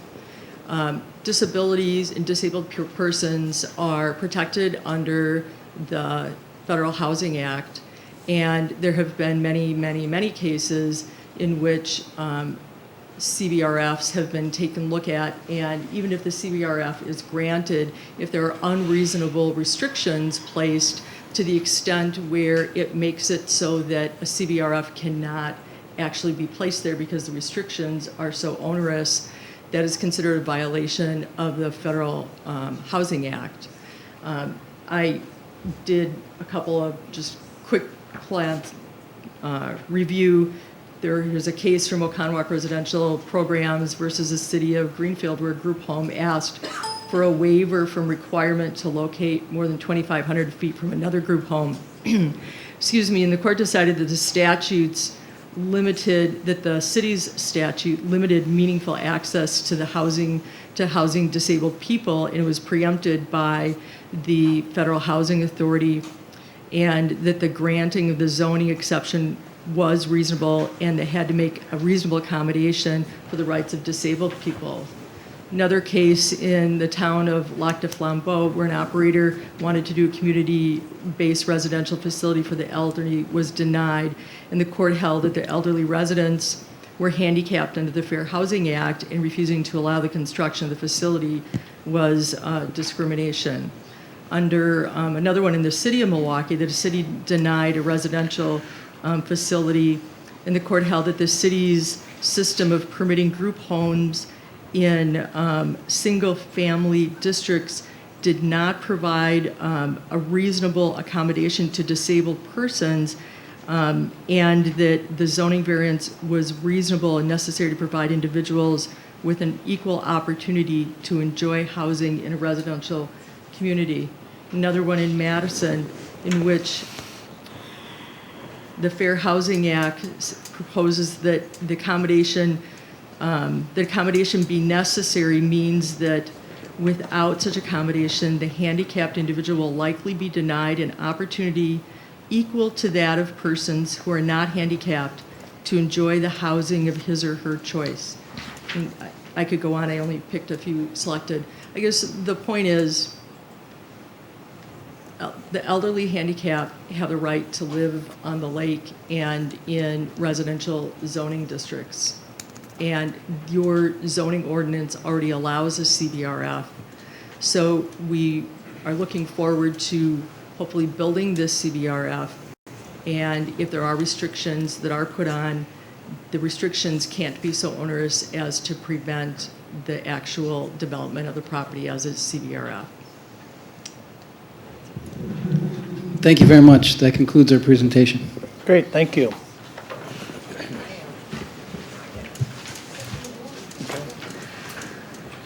You want to work with Mike for a minute or two?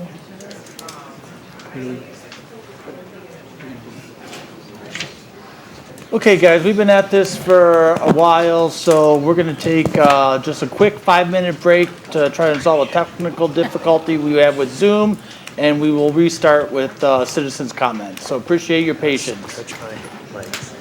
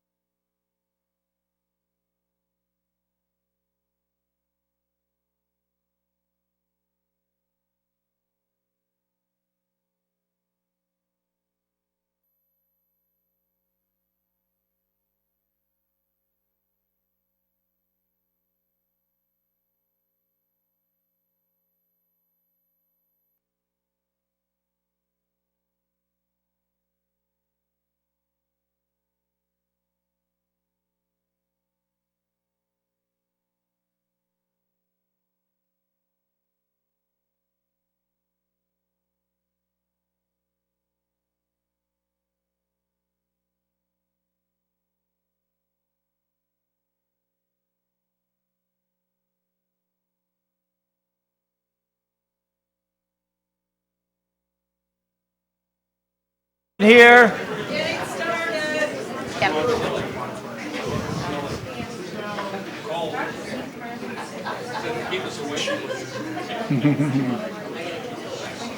Okay, we are back and in color. So we will do the folks in the room first, and then we will go to the folks on Zoom. So who would be like to be the citizen to come up and speak? Mona, you want to come up?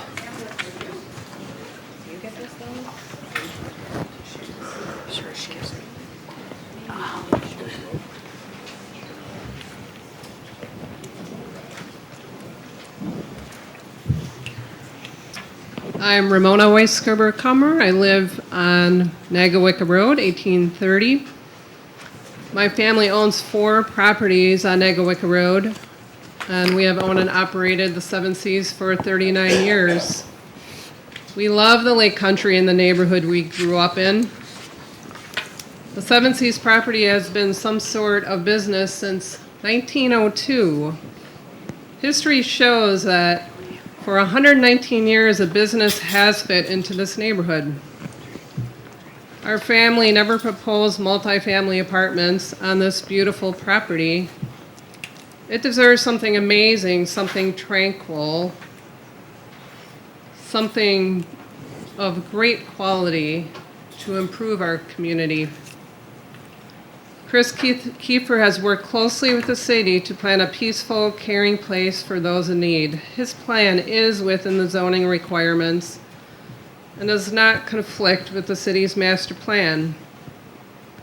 His assisted living plan is a residence in a residential zone. I'd like to thank the Plan Commission for your time and for Chris for all your hard work on this project.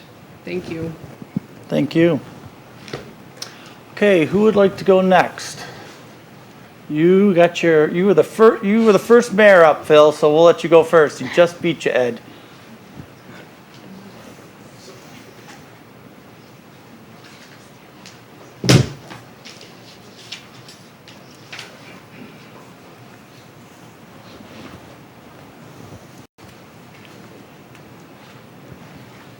We'll just pass them down. You can go ahead and get started.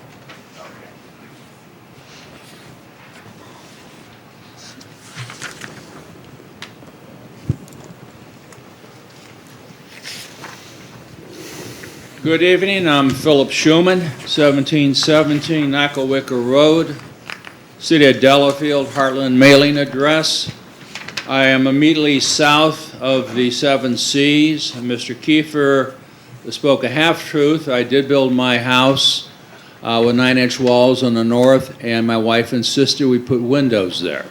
So we do have windows. He said there were no windows. I've attempted to contact several appraisers, left messages, told them I wanted my house appraised, and told them what was proposed the first time around. None of them returned my phone calls. I did have contact with Bill Manette, who was a longtime realtor in the area. He came to my house, took pictures, and gave me an 1.5 inch proposal for listing my home, and he gave me 2 pieces of paper. I'm giving them to you this evening. First page is a market assessment with a couple different tiers, and this was done March 3rd, 2021.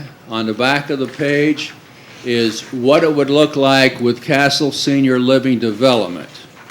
Looking at the numbers, I would take a $50,000 hit in the price of my home. You say, well, the bald guy gets a smaller place someplace in Boca or whatever. It's not the case with me. Side note, my wife has been diagnosed with a movement disorder called progressive supranuclear palsy, PSP, form of Parkinson's. When I talked to my alderman friend Jim Behrens about the situation and this, he suggested that we have financing for my home with maybe a type of financing, in-place financing, and this would affect, this hit in my price of my house would affect what I can borrow to help pay for my wife's care. So I'm opposed to this. The realtor was trying to find research on what this CBRF would do, and the only thing he could find was something with smaller units, not something of this size. I said, what about Shore Haven? Don't they have residences near there? He told me that he was only familiar with one house, and he wasn't sure of what the market was, but it took a long time to sell. Phil, need you to wrap it up, please. Okay. So I'm against this, and I think the best thing that can happen is if the Kiefers and just withdraw their request. And it's nice that he has comparisons compared to the 7Cs, but I would like to see comparisons to what has been approved by this Plan Commission. 3 residential lots. That's what I would like to see next to me. Thank you. Please, no clapping. I'm going to really ask you not to do that, please. Okay, Ed, would you like to come up next?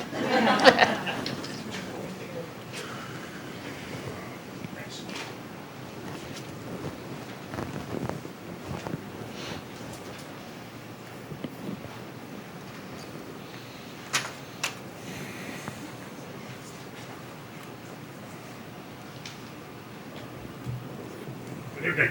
Good evening. Ed McAleer, 3413 Lake Drive, Heartland.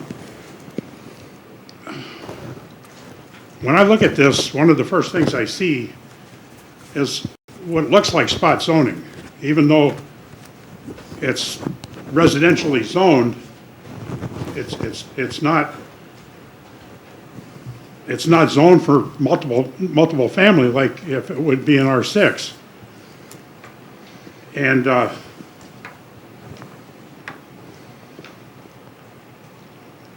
anyway, that's my opinion. It looks like it's spot zoned. The amount of money that's been spent over the years in the adjoining neighborhoods is substantial. I mean, there's talk of houses being sold for $1.5 million and then torn down and put up a $2 million house.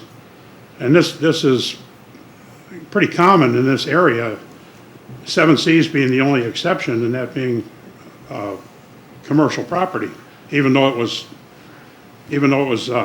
zone residential. I was mayor when we made it commercial back in the 90s. But I think with the amount of investment that has been made in the neighborhoods adjoining 7Cs, I think it would be really detrimental, and Phil just referenced some of that, really detrimental to the value of people's homes. So I stand against this. Thank you. Thank you.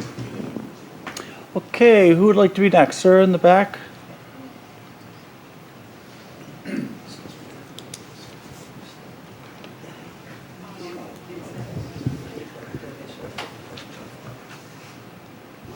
Good evening, Mayor Atwell, Commissioners. I'm Tom Gartner. I'm of council with Michael Best and Friedrich in Milwaukee. Could you please? And Michael Best has been retained to represent and advise a number of concerned citizens in the area. I'd like to address primarily process and procedural issues, and in particular the status of these units. The definition of dwelling unit in the Delafield Code reads as follows. Dwelling unit means one or more rooms which are arranged, designed, or used exclusively as a residence or living quarters for one family, but not including boarding or lodging houses, motels, hotels, tents, cabins, or mobile homes. Unlike many definitions of dwelling unit, there's no reference in your code to cooking facilities or kitchens. And as a result, each of the 54 units in this building qualify and meet the criteria for a dwelling unit. And because of that, each also meets the definition of an apartment, and this building meets the definition of a multifamily building. And Mr. Hammes may want to weigh in on that, but the language in the definition is quite clear. and it's important because the use that's being proposed, a CBRF for frail elderly individuals, is not a problem. The use is perfectly acceptable. The problem and the issue is density and the size and the scale of this building. And our position is that a building that's this massive with 54 dwelling units that's being proposed in an RL1 district should not be approved under the guise just of a conditional use for a CBRF, but it should be approved either as a planned unit development, or if it can't meet those criteria, it should be approved through some form of amendment to your zoning code. Again, the issue here is density.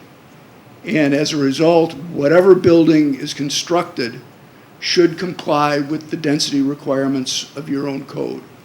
And Ms. Burrows made exactly that point with respect to 2 prior proposals for this property.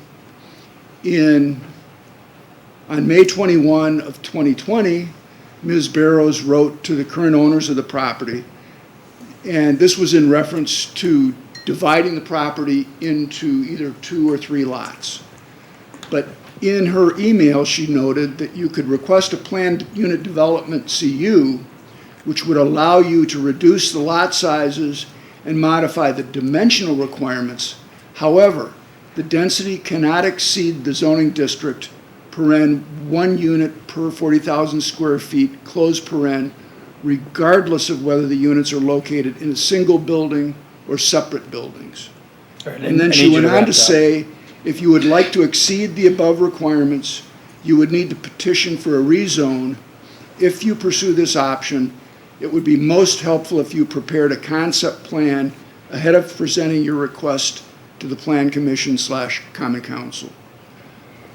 Ms. Burrows followed up on that commentary on October 6th of 2020, again in a communication to the current owners of the property who had inquired as to whether the existing 7C's building could be converted into condominium units.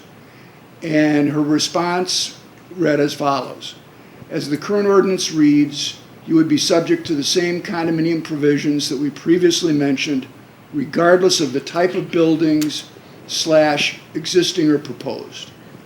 You always have the option to present ordinance amendments to the city. You would need to be prepared to explain your proposal and why it is beneficial to the city, that it doesn't impact the natural resources of the lake, and it is compatible with the surrounding neighborhood. Maintaining compatible land use patterns is an important component of the land use plan and zoning ordinance. Okay, I need you to wrap it up. I'll let you go way over. That's the point. This proposed building should be approved using the planned unit development provisions. And again, if it cannot qualify with those, then an amendment to your zoning code should be required. Great. Very much appreciate your comments. Sir, would you like to go next?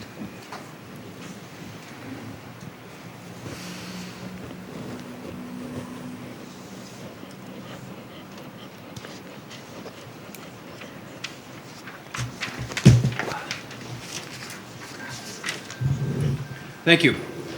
My name is Matt O'Neill. I'm at the firm of Fox, O'Neill & Shannon, and I represent Terry and Joyce Giles. They live at 1607 Weber Court, and there's history here. In 1998, the 7C's proposed an expansion. Mr. and Mrs. Giles opposed the expansion because it violated the code at the time for legal non-conforming uses. They agreed to withdraw their objections in exchange for a promise from the 7C's. This was proposed by 7C's. And by the 7C's, the Weisgerbers and Marati Associates agreed that as long as the Gileses owned their property, they would not extend, enlarge, or expand any of the buildings or structures on the Marati property beyond the size and dimensions set forth in the plans. That agreement was executed by all parties.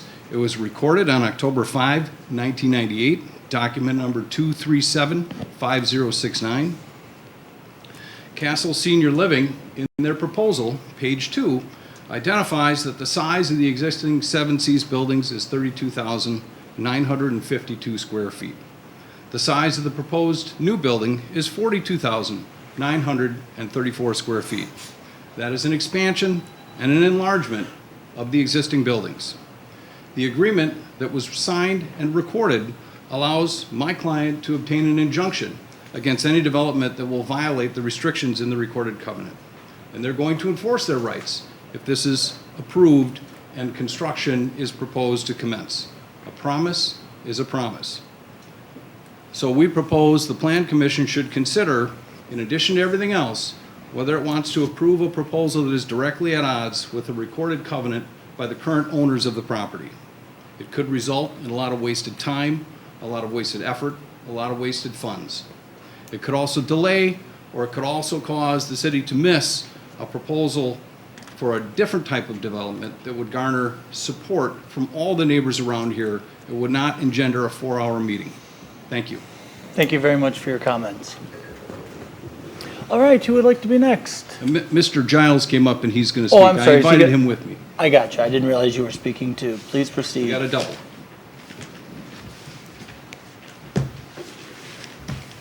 Thank you. I'm Terry Giles. I live at 1607 Weber Court with my wife Joyce.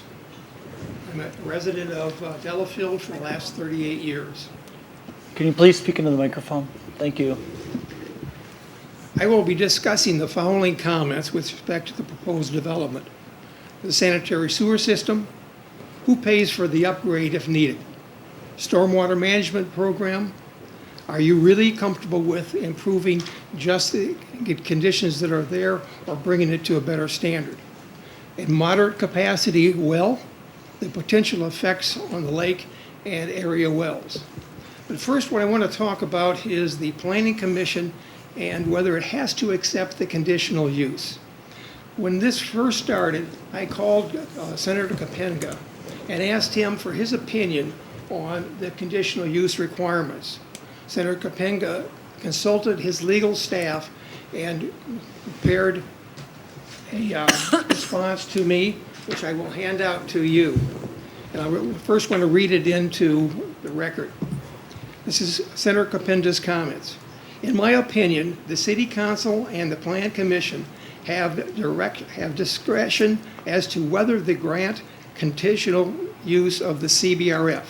I cannot find what the city would be referring to that requires them to grant conditional use to the CBRF.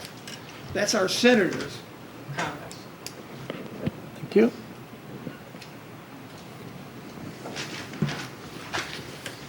Next, I'd like to talk about the proposed development, which consists of 54 small units, which is like a small subdivision with 54 houses on 4 acres. In the middle of single-family homes, it is proposed because of a loophole in a good-intentioned, poorly revised state statute and loose city ordinances. Why is the developer comparing the new development with a prior non-conforming conditional use business? This is a new commercial business.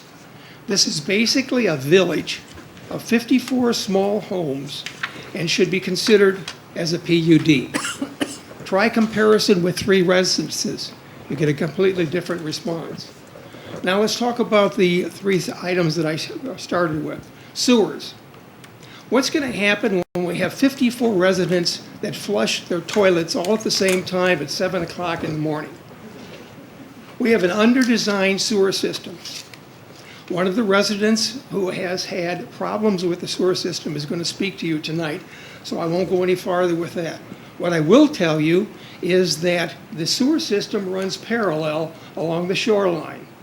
In the northwest corner of our property, there's a manhole, and it goes directly east back to the Nagawicka Road. Every now and then, we get the Department of Public Works that comes, opens up that sewer, and injects water into it in order to get the sewer moving again because the area is so flat. There's a problem with the sewers.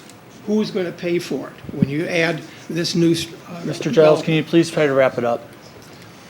The next two items are moderate capacity well, potential problems because with the lake or the residents in the area. And the last one is stormwater management. Are you going to allow them to just do something better than what's there, or do something that's in compliance with NR 141? Since it's in excess of 3 acres, it should be done in accordance with NR 151. Thank you. Thank you very much for your comments. Who would like to be next? Oh, I saw you first.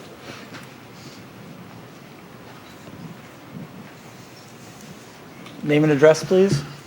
John Crotty, 356 Sunshine Drive. So 10,000 people a day turn 65.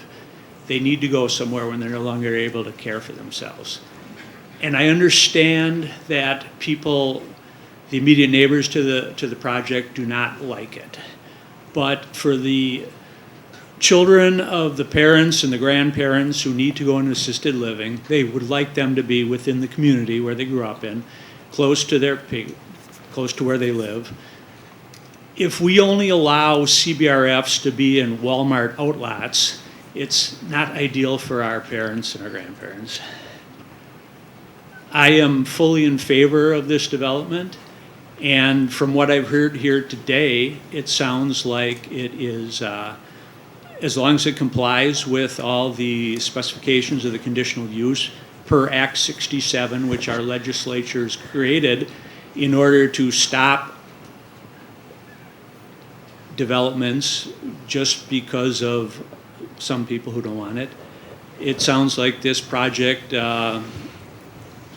needs to be approved, and it's not really up to the discretion of the board, so. All right, thanks. Great, thank you for your comments. Who'd like to be next, sir?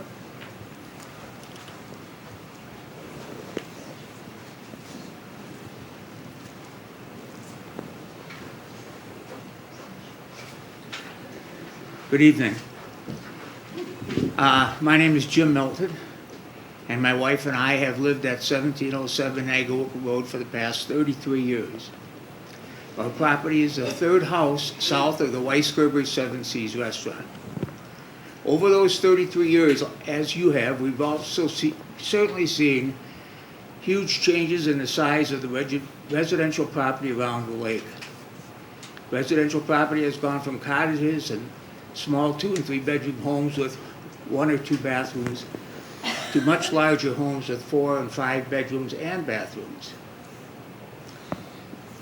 However, in the past 3 years, other changes have been taking place.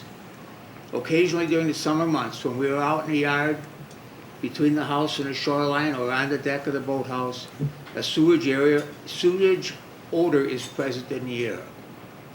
This odor is taking place more and more each year. In addition to that, 2 years ago, after being gone all day visiting friends, when we returned home, the house was filled with strong sewage odor. Upon our inspection, we found that the sewer had backed up into our lower level toilet and shower. Now, there must have been some concerns by others because a few years ago, the city installed a 24-inch inspection cover in the lowest part of the sewer line. This inspection cover is right behind our boathouse and 60 feet from the shoreline. From that point, the sewer line then travels uphill again and heads south towards the sewer lift station. Now, someone might say, well, the above issues happened because of a grease blockage from Weisgerber Seven Seas and that the city had the blockage cleaned out.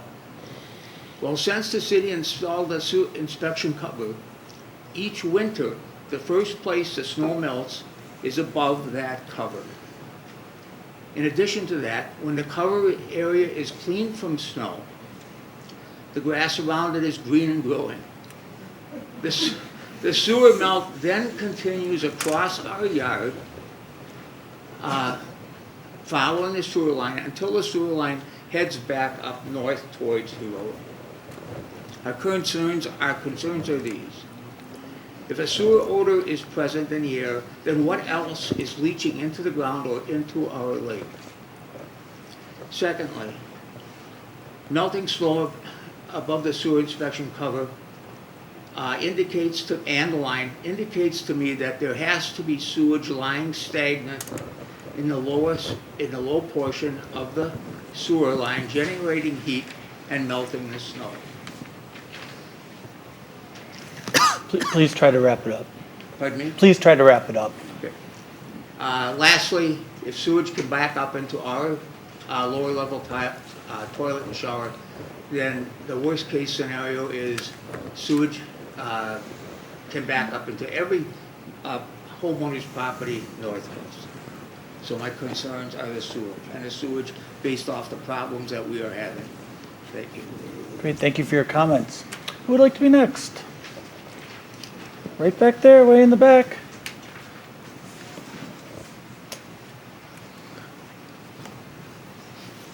Man, it's cold in here.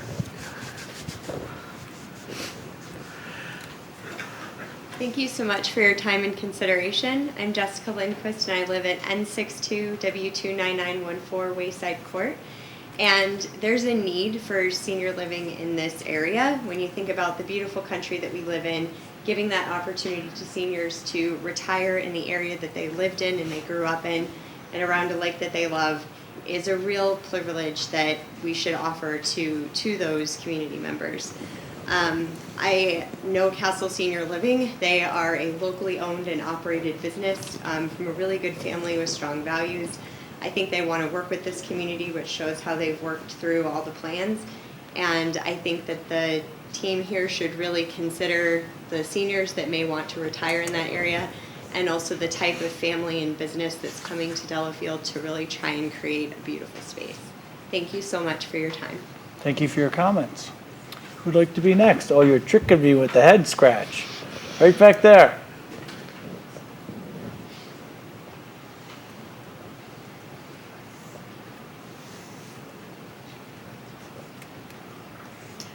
Hello, I'm Connie Crotty, 356 Sunshine Drive, Heartland, and I just want to say that I would look forward to Castle Senior Living being out here. My parents live in a Castle Senior facility. They've been there for 2 years, and it has been lovely for them. Their needs have been met, and the integrity and the communication I've had with Castle Senior Living has been a relief. So I believe this is a development that's strong, of solid character, that would be an asset to the community. Thank you. Thank you for your comments. Who would like to be next? Right back there, please.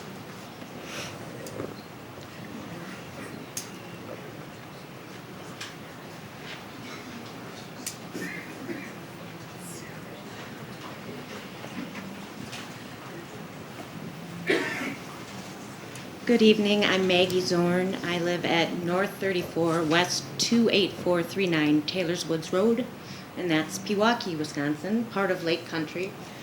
My husband and I own a business that has been part of Lake Country for 22 years. My family, an extensive, large family, has been part of Lake Country for over 50 years. I took it upon myself, actually, I saw this all going down on Facebook, took it upon myself to take a tour of one of the Castle Senior Living facilities. To say that I was amazed and astonished would be an understatement. It was spectacular. If I could sign my mom up tomorrow, I would. She's a little young yet, so she might have a problem with that. It is something that I hope our community will have for all of us. I want to live there someday if that's what's in store for me. I would hope for something like this in my own neighborhood, and I live down the street. It is the most gorgeous facility. It looks like an amazing, beautiful home. Yet you walk in, it's a beautiful, almost small town center with wonderful residents listening to a piano. I want that in my community. I want that for my family. I want that for my friends. I want that for myself. We have given to this community. We have been part of this community. I want this for our community. I think Castle Senior Living will be paying property taxes to help understand all the issues that people are bringing up, just like they pay property taxes. Things come up when you live on a property. Property taxes are for that. It's no different, residential or a business. You're going to pay taxes. I think that is something that we need in our community. I can't imagine anybody here who walks through a senior or a Castle Senior Living facility would think otherwise. They do it that well. Thank you for your time. Thank you for your comments. Yes, ma'am.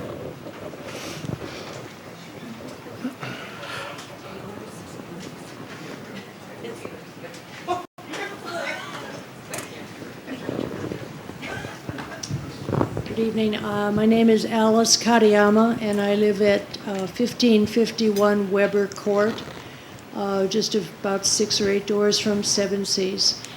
And when I heard about the Castle proposal in February, and it was presented as a high-end facility, I decided to look into that and try to inspect some of the Castle facilities. So I got in my car and took a little tour to some of the properties, and I have photographs which will be passing around to you to show you the facilities that I saw.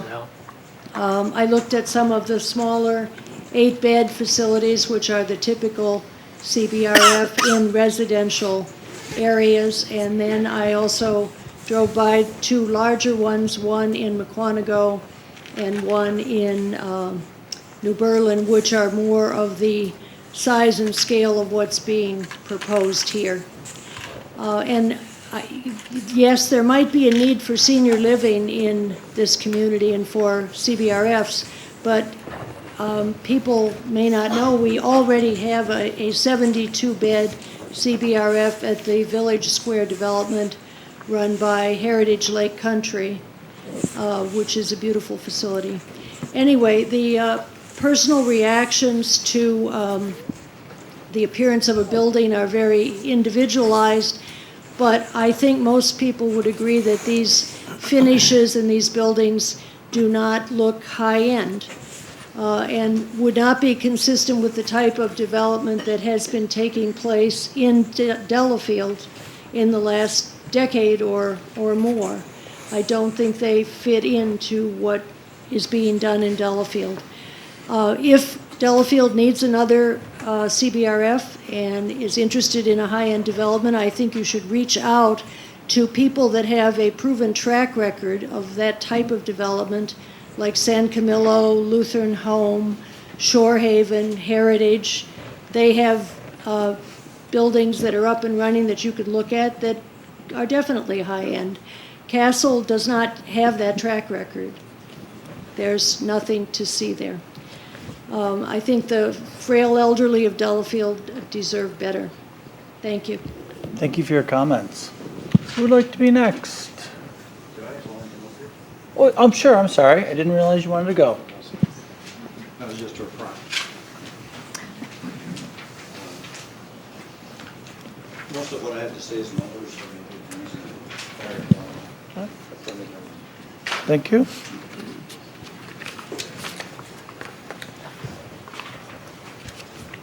So, Mark Schaefer, 2106 Evergreen Lane. We've seen of those Castle facilities, most of those are in single-family homes, which is really not uncommon for CBRF. In fact, there was a Castle facility in my old neighborhood in Hales Corners. It was a single-family home, I believe 8 residents or less, CBRF in a single-family neighborhood. And it fit in. If we were talking about a single-family or more, one or more single-family home CBRFs in Delafield, I wouldn't be here objecting. I think you'd have an empty room. but we're talking about a large institution being built. So what does that look like? Well, Castle Senior Living's website gives some definitions. They talked about a residential setting. Their website defines assisted living. Our assisted living facilities provide residents with an apartment in addition to several common area spaces for recreation and visitors. So what do those apartments look like? Well, Castle's proposing units, one-room efficiency units of 312 to 360 square feet. One-bedroom units, 500 square feet.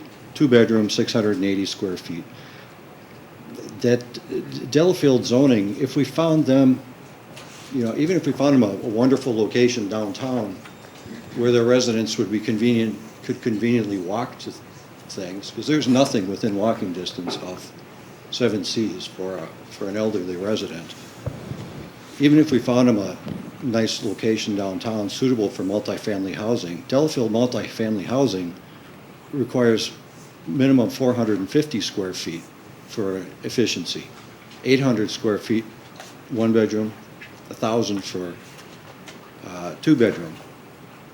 And when Delafield city leaders developed the city zoning code, they were wise enough to develop a special zoning for elderly housing. They recognized that there were different needs there, and perhaps not the same as a typical multifamily facility. The sizes, the minimum sizes of those units are slightly smaller, but Castle's proposal is still 10, 20, as much as 30% deficient in size compared to our minimums for elderly housing. So again, I think our frail seniors deserve better. Thank you. Thank you for your comments. Who'd like to be next? Come on up.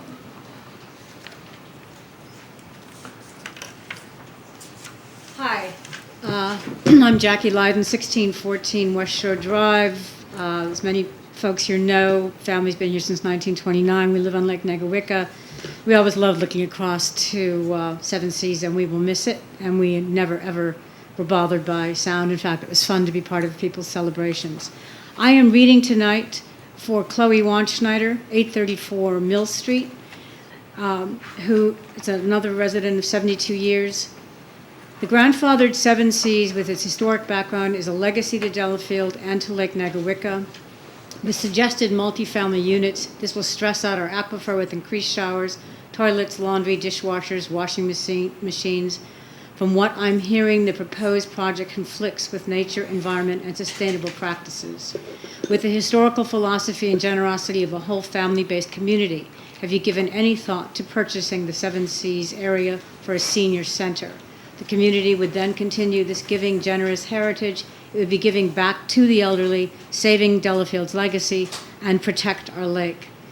The community has so much talent, those that are great at acquiring grants, authentic restoration personnel, marketing people for fundraising. Such a facility could offer bus tours, exercise facilities, social functions, movies, lectures, meeting place, bingo, seasonal entertainment. I must say, a friend recently tried to get a hall just to have 20 people meet. There really isn't one here. It's just a thought.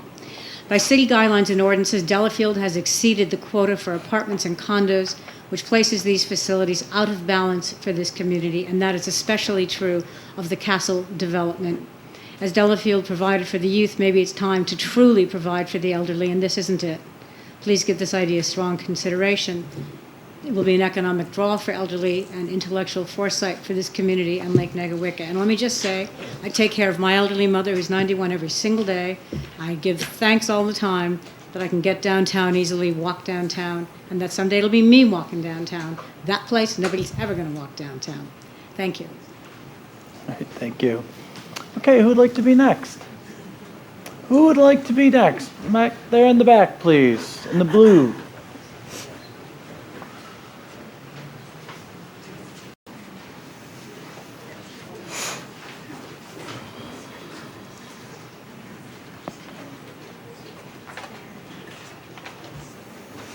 Hi. My name is Chris Lesko, and I live at 1621 Negawicka Road. I just have a brief comment for the Planning Commission to consider. It's maybe been spoken of a little bit before, but I'm a little concerned about the impact to the environment that this large facility will have on our lake.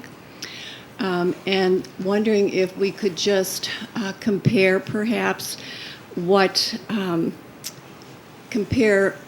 three single-family homes might, the minimal effect that might have on the environment versus the rather major environmental effect I think this larger facility may have with 42,000 square feet, I think almost 60 residents, and I believe about 70,000 square feet of impervious solid surfaces. And so I just think that there would be a significant difference between the three single-family homes on the lake and a larger facility. So I just wanted to make that comment and ask the Planning Commission to consider the environmental impact of this large facility. Thank you. Thank you very much for your comments. Who would like to be next? Jim?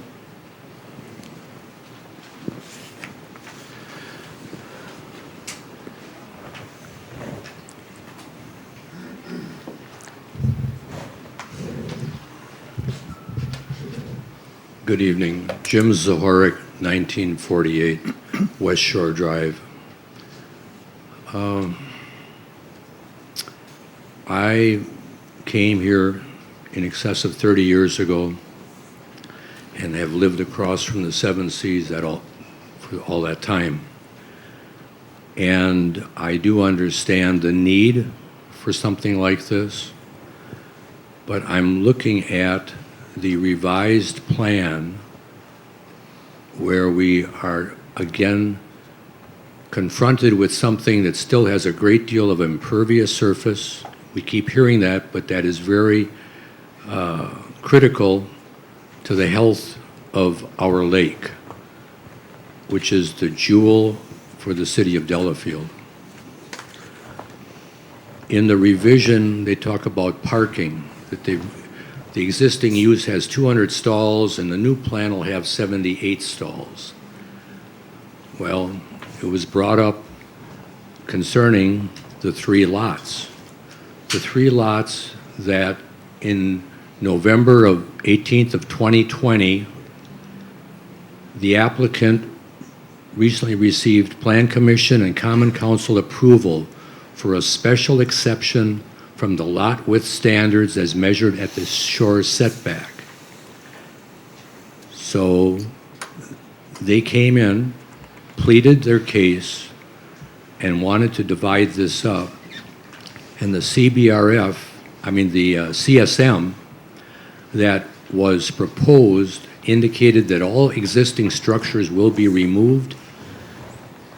Along with that, you'd be removing all the impervious surface if it were converted into three residential lots of 100 feet, 81 feet, and 100 feet.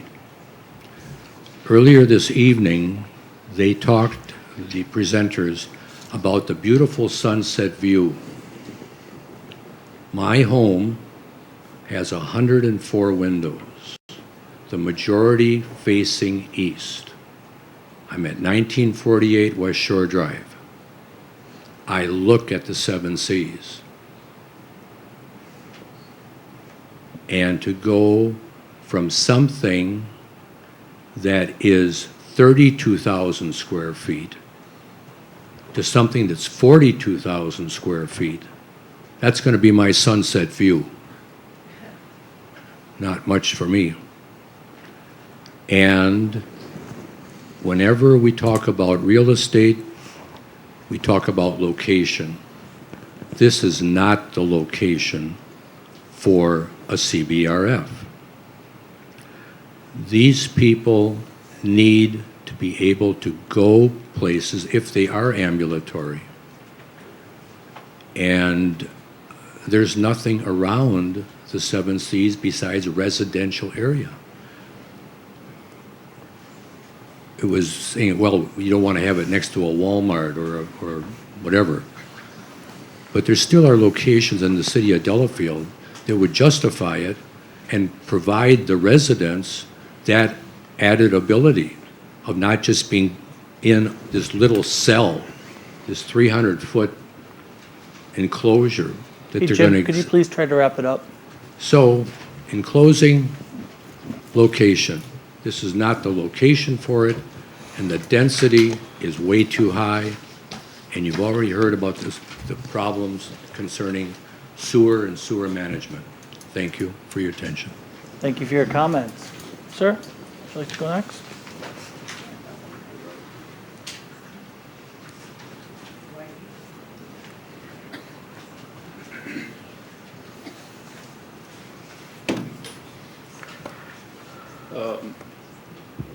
My name is Cole. I live at 2103 Key Point Lane, Apartment A, Delafield.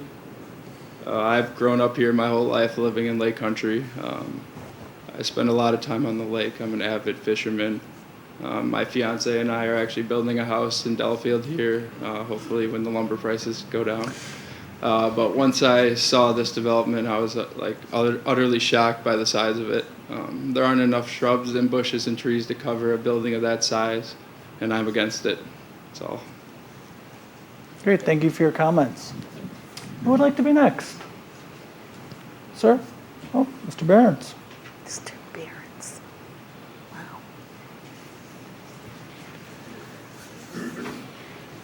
That's 3 ex-mayors we've had. Jim Barron, 757 Garrison Court, Delafield. I'm here to speak against the development. I'm the alderman and it's my district, and I've had a lot of calls against this thing, and I said, well, I would go speak, and I rarely come talk to the Plan Commission. And I'm glad I listened to everyone today because it changed my remarks a little bit. One of the interesting things is I used to be in the group home business and understand these lawsuits. And I don't know if I can close the loop or whatever, but I think a lot of them refer to single-family residents in single-family neighborhoods. And I'm also sensitive to those words that excluding the disabled and those that maybe don't have all the same resources that we have. And they made a comment, we don't want to be restricted to commercial areas. And I certainly appreciate that comment because I think people should be able to live anywhere. But the one thing, this building is almost a commercial size building, and unfortunately, at some point you can't call it a house. And so my general comments tonight were that I was around 30 years ago and we did the master plan. And I remember our planners saying we need to create kind of reservations for different kinds of use so they complement each other. And so you have 83 and 994 as commercial. And we had citizens that really opposed that. And we said, well, we've got a freeway here. We've got to deal with this. It's kind of started. And so we have supported that area as commercial, restaurants and hotels and large national chains. And we actually supported so much we campaigned with the county to ban a lot of that on Silvernail and Gulf Road. 10 years later, we cut a deal with Heartland and the town of Delafield to ban it going north on Highway 83 to support that area. The downtown is unique. We had our own plan. There you have some residential, and we were talked about maybe we should even have some more in there. But then you have your single-family neighborhoods around the city that's the predominant use, and then this jewel of Nagawicca Lake. So a year ago, the owners of the restaurant, which was a non-conforming conditional use, and it's gone back a long time. We've always honored that, but they walked in the door and said, we would really like to go to something closer to what the zoning is. And we ran into the hiccup on the frontage, and we've enforced that for a long time. But it seems that the city, by unanimous consent of all the committees, created an exception so that we could go in the direction to make that piece of property look just like everything else on the east shore of Nagawicca Lake. Now, as a real estate agent, I will tell you, it does impact all the neighbors. A big facility like this does impact values. I don't know that that's the reason to reject it.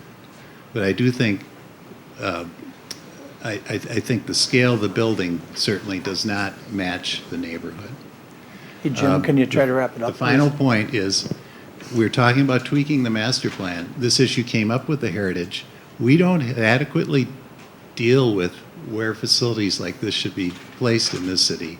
And we have areas that are undeveloped yet, that have 2-acre density, that are up against 4-lane highways and that. It's not that these folks have to go there, but we've talked behind the scenes that in these undeveloped areas, maybe elderly housing certainly should fit. So those are my comments. Thank you very much. Ma'am?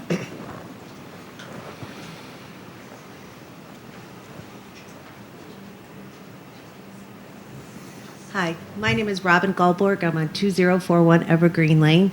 What I feel is the issue here, it isn't about comparing the CBRF to 7Cs. It's about comparing it to the 3 residential lots that were approved in November of 2020.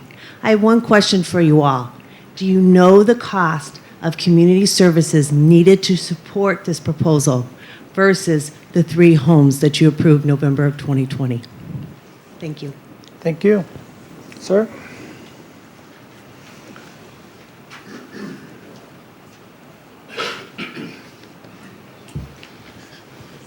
Hi, my name is Jim Strack. I live at 1829 Nagawickle Road, 2 doors north of the current 7Cs properties. I've been working for my company for 33 years, and you guys asked us to be honest and stick to the facts. The facts are that we were approached, my wife was approached by one of the Weisgerber families asking us to approve 3 homes being built 2 doors down from us. My wife and Mona in tears, COVID, I feel really bad about the whole situation. My wife feels really bad about the whole situation. Then it morphs into this big, huge project. Nobody had a conversation with me. Nobody had a conversation with my wife. Nobody knocked on my doors. Castle said they went around and knocked on doors. Nobody knocked on my doors. I'm 2 doors north of the property. That to me is dishonest. That's not playing straight. I wouldn't put up with that in my organization. Okay? I just wouldn't. So I bought on the lake for the serenity, the turkeys, the deers, so my dogs could bark, so we could enjoy our time here, coming back to the States, okay? I didn't buy this property to live next to a 52 unit apartment building. That's not what I invested in. Nobody can tell me this won't impact the value of my property, my family, my home, and what I've built. Those are my comments. Thank you very much. Ma'am?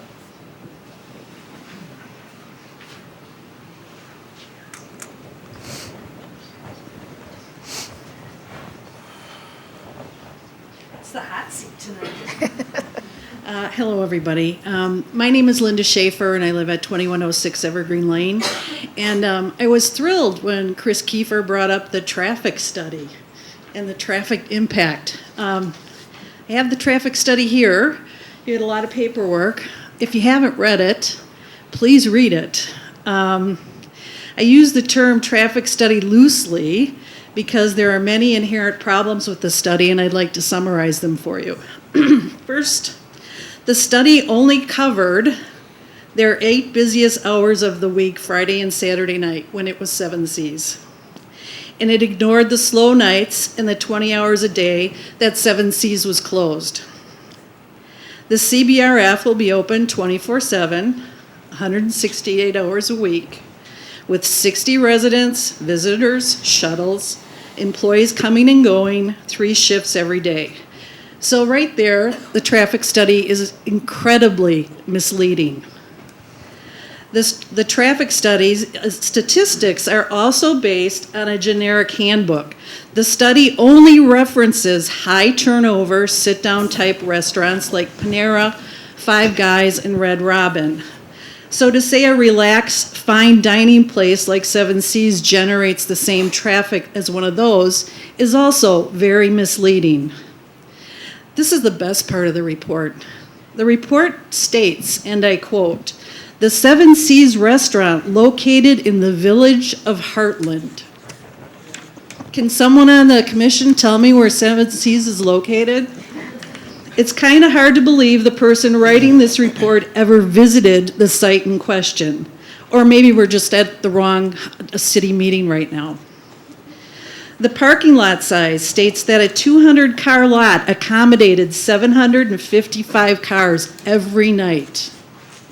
Think about that and let that sink in. 755 cars every night. That would mean the lot would have to be completely full every single hour, and 200 cars would depart and be replaced by another 200 cars every hour for 4 hours. The study also states that Seven Seas served 1,000 patrons each night in 755 cars. That would mean that nearly every single patron would have arrived alone and dined alone. My husband and I only do that when we're arguing. If that were true, Seven Seas would still be in business today if they were serving that many patrons nightly. And lastly, we should really be comparing the traffic study not to Seven Seas. We should be comparing the traffic study to a CBRF and 3 residential homes. In closing, I would ask that you read the report, come to the same conclusion many others have, that the report is purposely deceptive. So it calls into question where else Castle is trying to deceive us. Thank you for your time. Thank you for your comments. Okay, who would like to be next? Sir?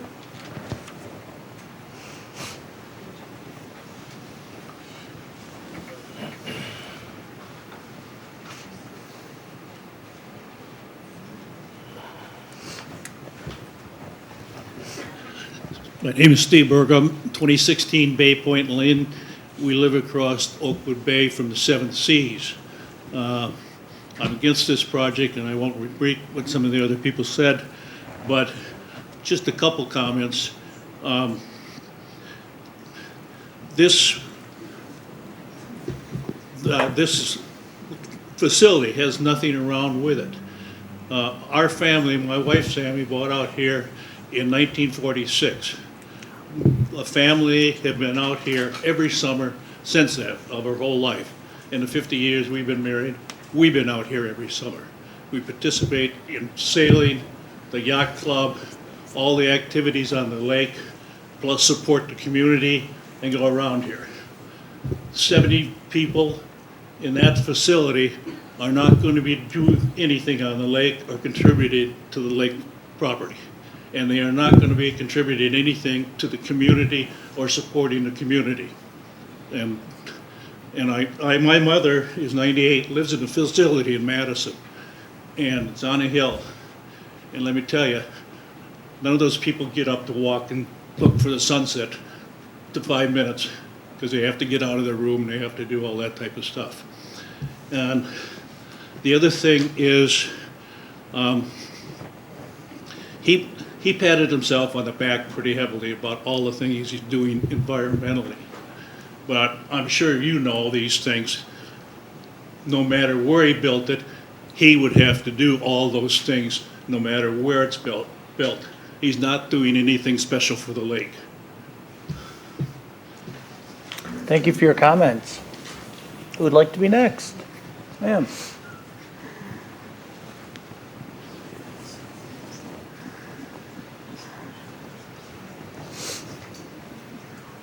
Hi, my name is Katie Volk. I live at 426 Bleecker Street.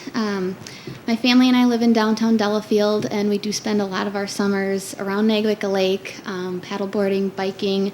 We really enjoy just admiring the shoreline of the lake. There's a lot of thoughtful architecture that's gone into a lot of the homes there. We will definitely miss the Seven Seas restaurant, but the castle's proposed facility just seems inappropriate and misplaced. A CBRF in a single-family neighborhood should be set in a house that's more appropriate and consistent for the area. And 8 residents in a ranch home that's more typical for the surrounding neighborhood seems more appropriate, and I do believe Castle has several smaller facilities like this. In conclusion, if they want to build a large multi-unit building, I just think it should be in a more appropriate area. Thank you. Thank you for your comments. Okay. Who else would like to speak? Come on up.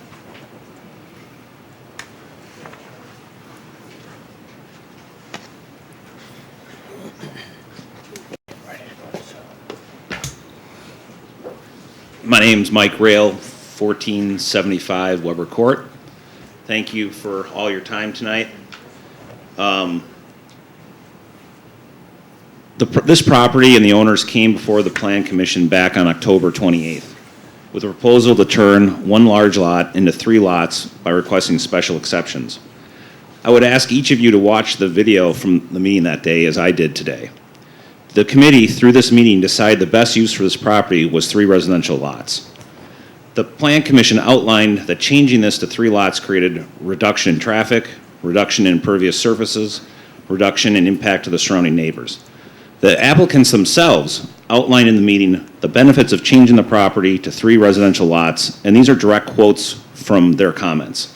Much more consistent with what already exists, encouraging harmony in the neighborhood with the scale and architecture of the 3 buildable lots, lessening the density impact by going from business use back to conforming residential use, benefiting the surrounding area, less invasive, to scale with the current homes that are already in the neighborhood and keeping with the spirit of the zoning and what it's trying to accomplish, only business operating in a residential zone, so going back to conforming use. One committee member said, not disrupt and destroy the atmosphere of the lake for the people and neighbors and ruin the enjoyment of their own property based on what is allowable right next to them, and adding tranquility to the area. The committee, rightly so, recognized this is the only large commercial use property on the lake, that residential use is the appropriate use for this property. The property owner themselves said, the 3 residential lots just make sense logistically, financially, aesthetically, and not to mention the value of the neighboring properties.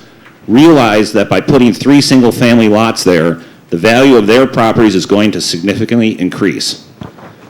So since this committee already decided that the best use of this land is 3 residential lots in October, what's changed now? The committee should stick with what they already decided was the best use of this land. Thank you. Thank you. Who'd like to be next?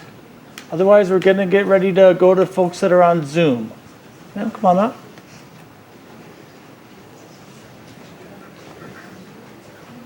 Hello, I'm Sandra Felker at 2420 Nagawicka Road.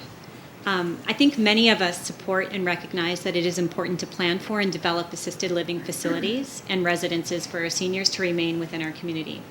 However, my opposition is that this is a very large facility for this particular neighborhood and the lake frontage it would occupy.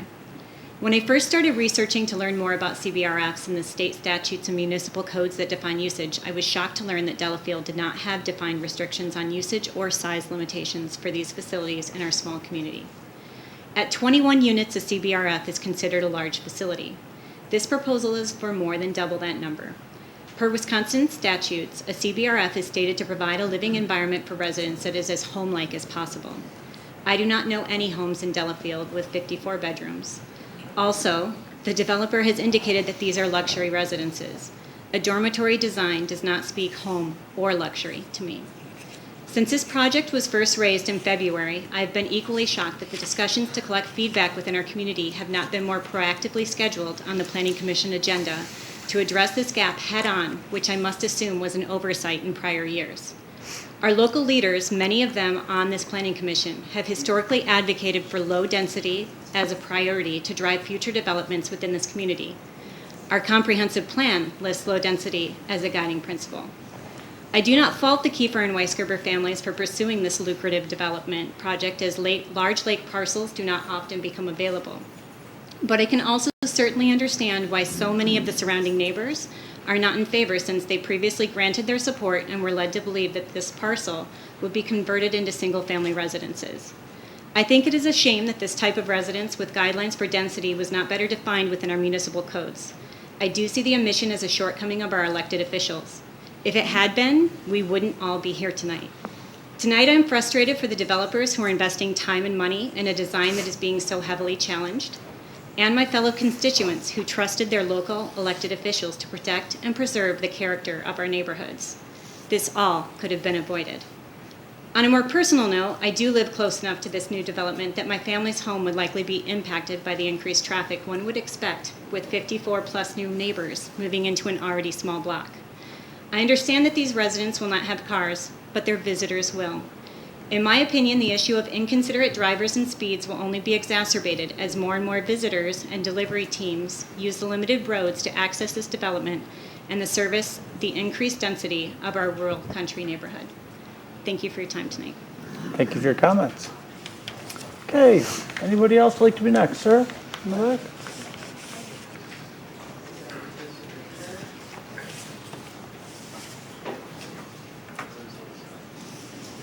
Hello, Ron Nelson, 2215 Key Point, south side of Zastro's Bay. My wife and I moved here 12 years ago after a 4-year search for a decent lake home with all the features of this lake, the beautiful trees, the deep clear water, the up north feel, and the beautiful town of Delafield. I've read your plan. Your plan here is excellent for the development of Delafield. I encourage you to go with it. Stay with it. Keep the commercial separate from the residential. Economawalk has done a beautiful job. If you look at Lac La Belle and Fowler, they have booming downtown areas, and it's all contained, well separated from residential and commercial. We can do the same thing here. That's it. Thank you. Okay, come on up here in front.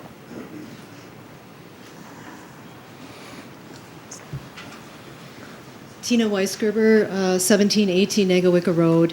I'm speaking not only as a realtor, but also as a resident that owns a property on Negawicka Road. I just find it very hard to understand why the neighbors are so opposed to a tranquil residence, but had no issue living next to a very busy restaurant. And I would just like to speak to property value. I have just sold my home, which is directly across the street from the restaurant, former restaurant, and future potential development.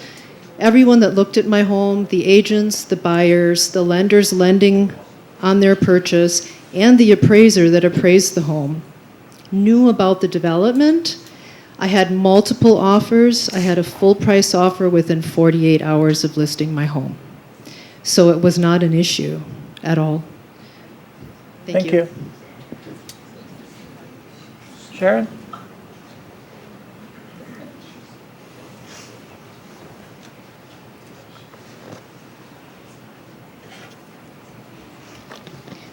Thank you all for your time. I'm Sharon Cracklow. I live at 2220 Key Point Lane, about a dozen houses from the Seven Seas. My first house on the lake was the house that is immediately north of the Seven Seas. And the thing that I remember looking back is every morning like clockwork, the garbage truck came, clang, clang, clang, 5:30 every morning. I don't know that this would change if you have a CBRF there. They would certainly need garbage pickup. And I certainly don't miss having that with the restaurant closed. We've had a lot of comments about the traffic and the noise.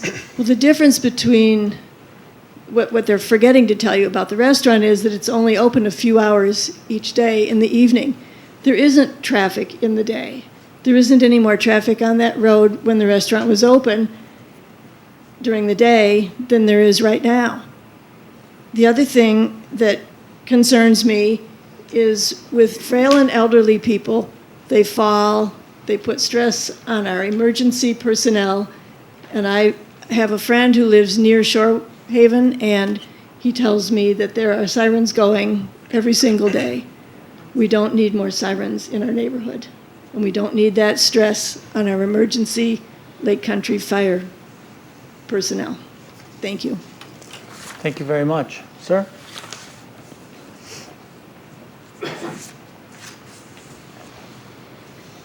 Good evening. My name is John Plant. I live 2019 Bay Point Lane. We've lived here for 7 years, and I am objecting to this proposal.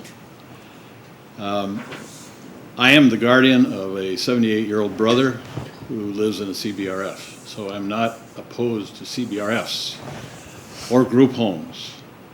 But clearly, the citing of this proposal is nonsense. It makes no sense. Common sense seems to have left our society, or certainly is leaving our discussions. How do you make this monstrosity look comparable to residences across the street or next door? In our zoning codes, we have to be comparable. You hold new construction to be comparable. This is not comparable in any way. You can put lipstick on the pig, but it's still a pig. That's all. Thank you very much. Sir?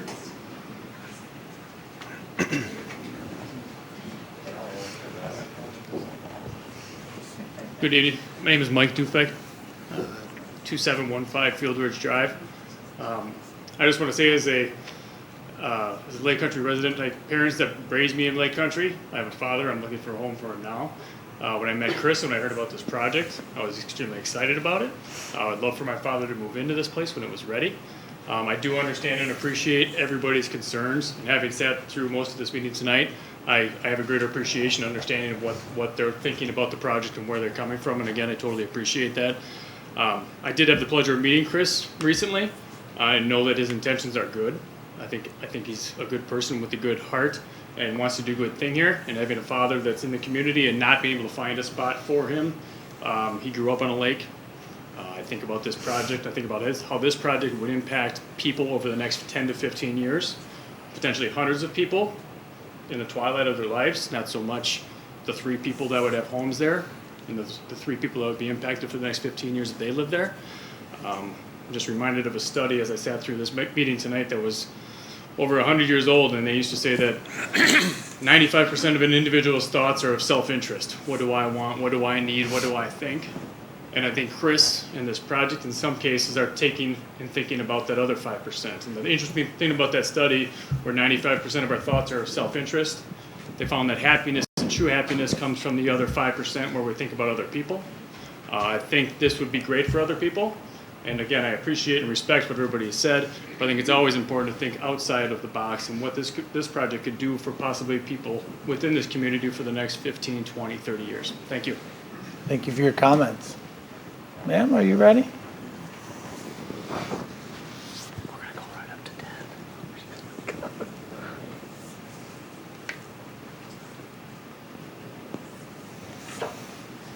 Hello, my name is Sarah Anderson. I live at S44W33375 Connemara Drive in Lake Country. I am so for this facility. I've been listening to everybody speak, and I too can appreciate residents, lake residents. But what I also want people to look at is the renderings. This is not just any facility, it is beautiful. When we're talking about, using the words institutions, and I believe cells were used, this is not that. This is a beautiful residential home for 54 to 57 individuals. This is not 3 families. Think of the amount of people who are going to benefit from a facility like this. It's beautiful. When we look at greenscaping, I would challenge a lot of the homes around this facility and look at their landscaping. And this it is beautiful what they have set up here. I just challenge people to look outside the box and think outside the box here, and appreciate what seniors in this area, some of us in 10 years, some of us in 20 years, some of our parents, some of our brothers and sisters who are going to benefit from something like this, versus 3 individual residences. Thank you. Thank you. Okay, who would like to be next? Ma'am?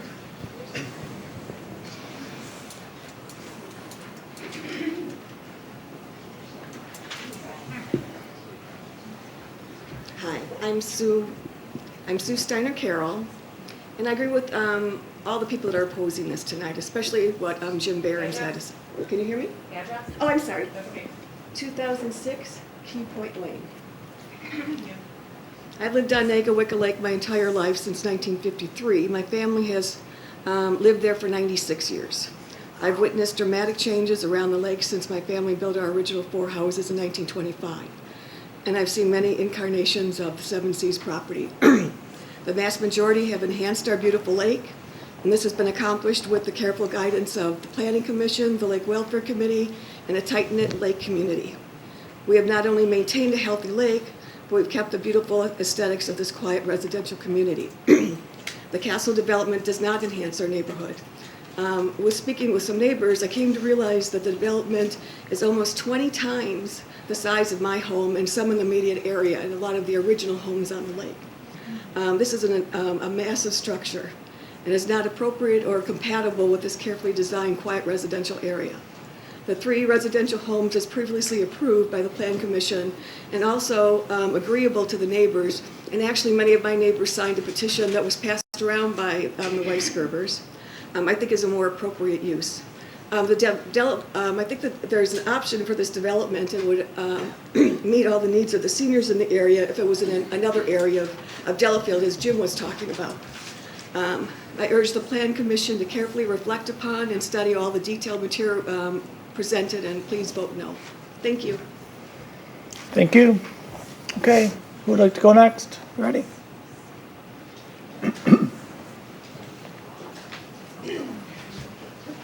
Karen Reinders, 2103 Key Point Lane. There are many areas in our city designed for high-density housing. I feel this one is not appropriate. Wouldn't it be wonderful if our seniors were close to emergency services, close to parks, the library, coffee shops, shopping, and other public amenities? Also, how does the ADA lighting requirements align with the strict lakefront lighting pollution regulations? Thank you very much. Who would like to be next? Come on up.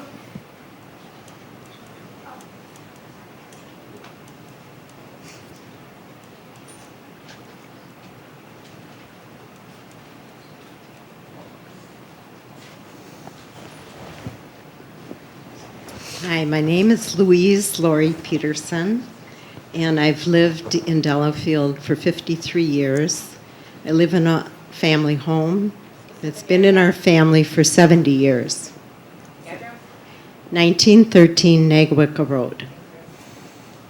Thank you to the Plan Commission for offering a way forward for the Weisgerber family to divide the property into 3 residential lots. As a result, these land parcels would be improved as there would be less impervious surface than the proposed CBRF structure and parking lot. Concerns of stormwater runoff or draining into the lake would be remedied with careful landscaping, berms, and rain gardens by future homeowners. There would be minimal infrastructure impact for sewer hookup and less water needed for 3 single-family homes. The trips in and out for 3 single-family homes would be less compared to the 150 trips over a 24-hour period, as estimated by the TADI traffic impact analysis that we've talked about. The 3 homes would generate taxes for years to come, and the residents would likely contribute to the economy of the city. Perhaps there would be kids to attend local schools, adding growth to our already multi-generational neighborhood. Sharon reminded us about the safety on Nagawicca Road. I walk my dog every single day. He's probably waiting for me right now. And so really concerned about the safety. We have people out walking with strollers and bikers and joggers. So please, I believe this is not the right place for it to be. We might have some place in Delafield, but this is not right. Thank you. Thank you. Anyone else? Otherwise, we're going to move on to Zoom. Okay, go ahead.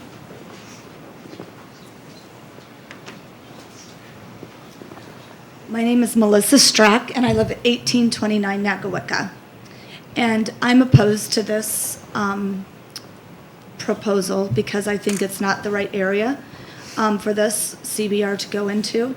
We recently moved here about 2 years ago, and we have a 14-year-old daughter and a couple of dogs, and occasionally my one dog gets out and runs into the street. It's a busy street as it is, with or without 7Cs. My father is recently living with us from Arizona. We moved him out here because he has heart conditions. And I will tell you that I have a problem even helping him walk along the road of Nagawicka because it is big. There are no sidewalks.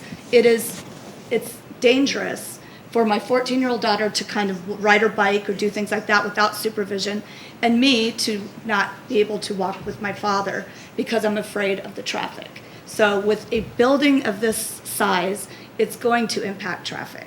I support the 3 residential lots that were told to us that was going to be built there, and not this big atrocity. Thank you. Thank you, sir.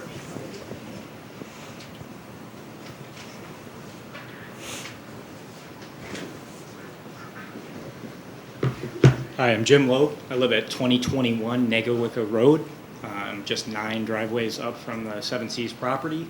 Like many of the members here, I'm opposed to the project. I support all of the comments that have been made. One of the things that I wanted to expand on a little bit was the fact that I'm concerned with the EMS impact based on the number of units that are going to be proposed in the structure. And I would ask the Planning Commission to request data from other cities and similar structures to understand full impact on infrastructure. And I would urge the Commission to also request applicable data from Castle represented by their other sites, as the general demographic served should be similar in its mission. And this can be scaled up then to the structures that are represented by the proposed structure, since none of their existing structures even amass that size. Great, thank you. Okay, who else? Otherwise, we're going to move on to Zoom. Okay, sir, come on up, right here.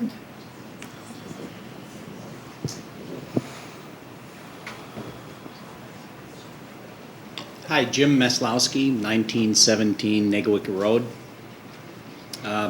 Jim, earlier you asked us to try to stick to the facts and not repeat anything. As I view the facts, I don't believe that the development meets the zoning. They say that it does. I don't believe that it does. We all know the property is zoned RL1. And if you look at it from the perspective of the master plan reads, the intent of the lake residential classification is to preserve the character and unique qualities of the waterfront and the near waterfront properties. Sorry, I forgot my glasses.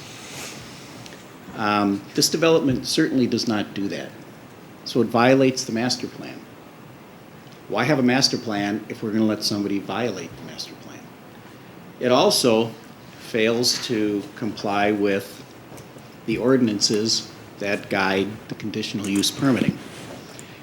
If you read the ordinances, 52-138 reads in part, the Plan Commission shall base its determination on such considerations as compatibility with existing uses, which it is not, aesthetic impact on the neighborhood. It has a terrible impact on the neighborhood, and if you listen to the neighbors, almost 100% of them object to this development because it is not compatible with RL1 residential.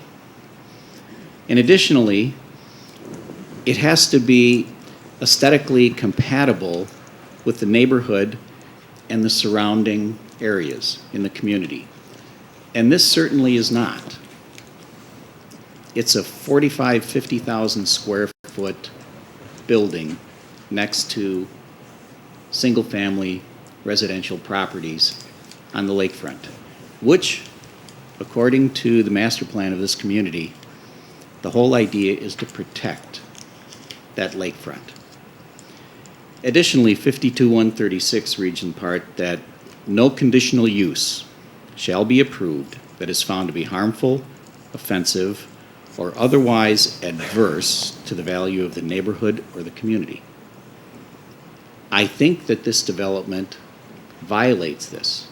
It is adverse to the neighborhood when 100% of the neighbors are asking you not to approve this.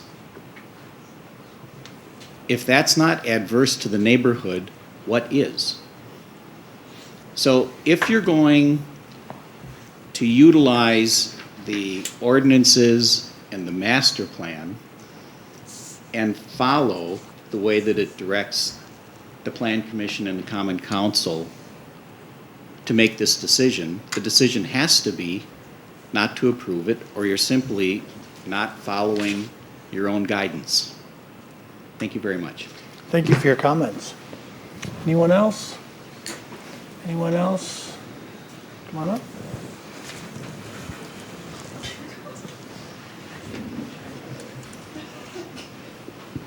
My name is Mike Maslowski. I live at 2012 Nagawicka Road, Heartland address.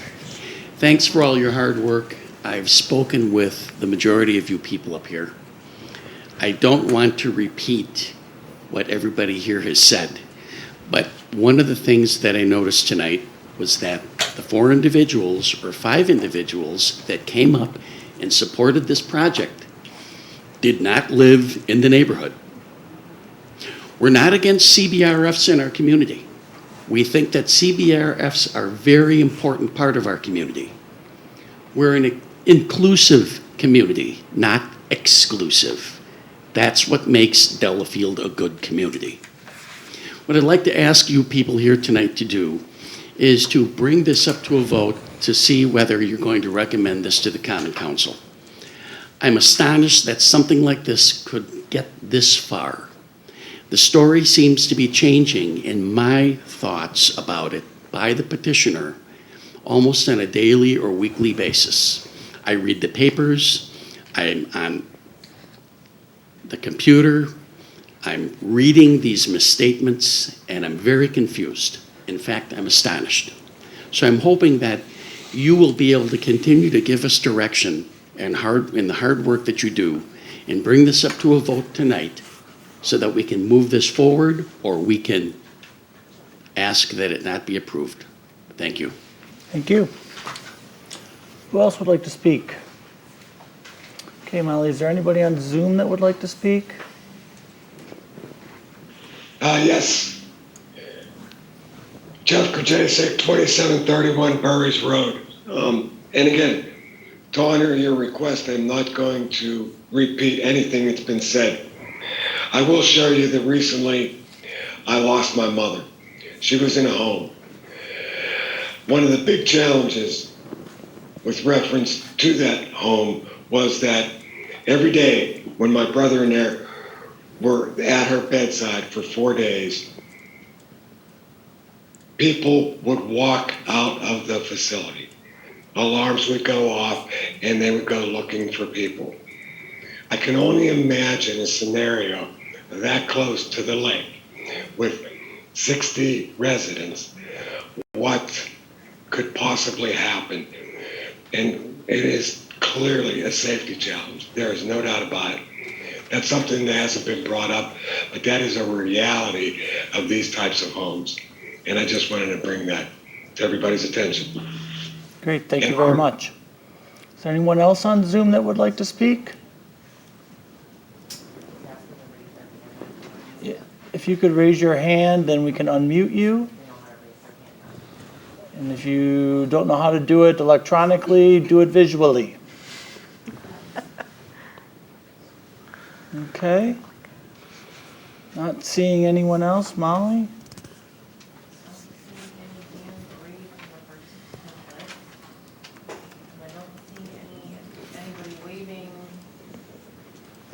Okay. Living out of control. Great. Is there anybody else in the room that would like to speak? I just want to make sure. Ma'am?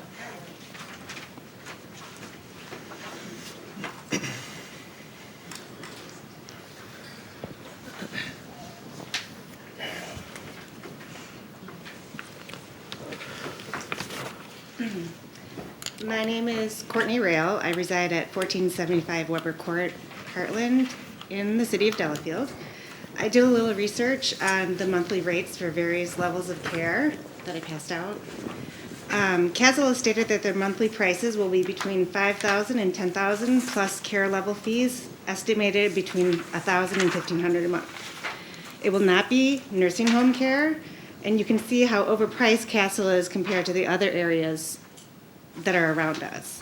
At these rates, another important question to ask is, what will Castle do when their clients run out of money? They're a for-profit business. It's a business. So would they have two choices to make? Accept Title 19 Medicaid family care payments from the government at significantly reduced prices, or kick out your resident? Again, this makes you question the viability of the Castle proposal. So once this huge 43,000 square foot facility is built, what happens when the business fails? We didn't think the 7 Cs would fail, but it did. This land is zoned for residential single-family homes, and now it would have a 43,000 square foot building on it that you can do nothing with. You can't turn it into an office building or an apartment complex or a hotel. You literally can do nothing with it. If this is built in a more appropriate zoning area, these concerns go away. If this is built, we forever have changed the character of our lake. So these are some of the questions that you need to consider before you decide. I do want to say one other thing, which other people have already stated, but when Mr. Kiefer gives information that compares the CBRF to the 7 Cs, all this information on traffic reduction, noise reduction, green space, and stormwater means absolutely nothing, because the restaurant no longer exists. It is gone. It went out of business due to lack of business. So let's not compare the proposed CBRF to the 7 Cs, but the 3 residential properties that it is zoned for. Thank you very much. Okay, I don't see any other comments, so we are at the witching hour of 10 o'clock, and I'm going to leave it up to the Planning Commission if you feel you can continue to proceed past citizens' comments, or if you're more interested in adjourning and bringing this up at a future date, whether it be the next Planning Commission meeting or a special meeting next week. I'll leave it up to you. How many more people would like to? I believe we don't have anybody left. Okay. I'm good staying. Yeah, I'm okay with staying. Okay. Yeah, that's fine. Okay. All right. We'll have the applicant come back up, Chris, and you can answer any questions the Planning Commission members have.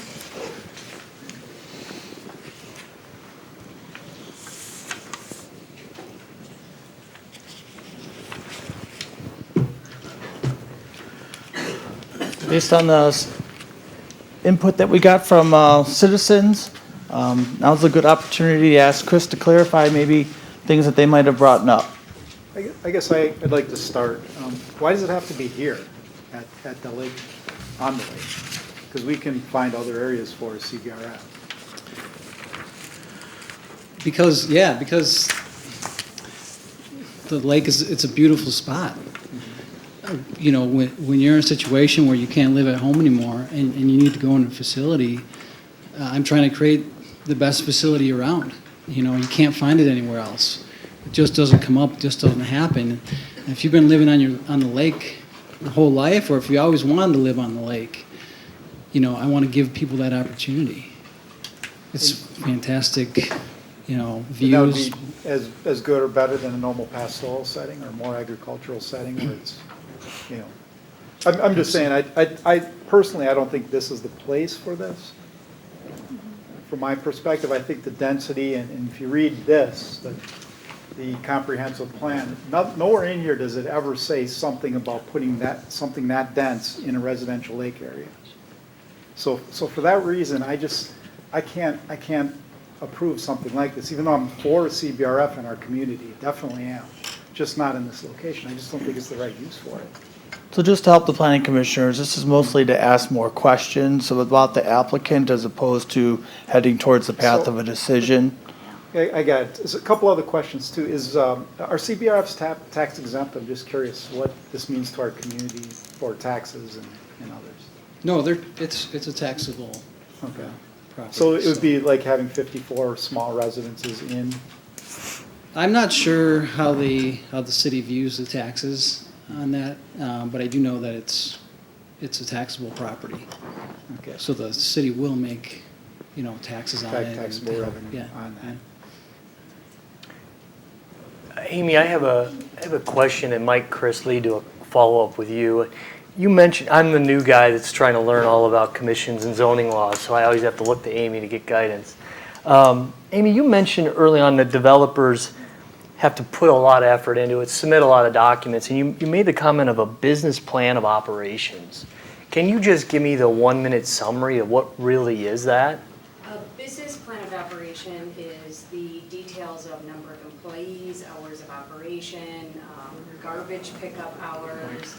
Sorry, I have my mic off. Number of employees, hours of operation, garbage pickup hours.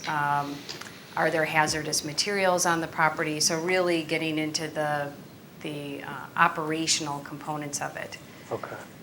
Where the conditional use is really relating to the use of the property itself, and then the site plan and appearance review is reviewing all of the site-related components: landscaping, lighting, signage, stormwater management, architectural renderings, et cetera. Okay.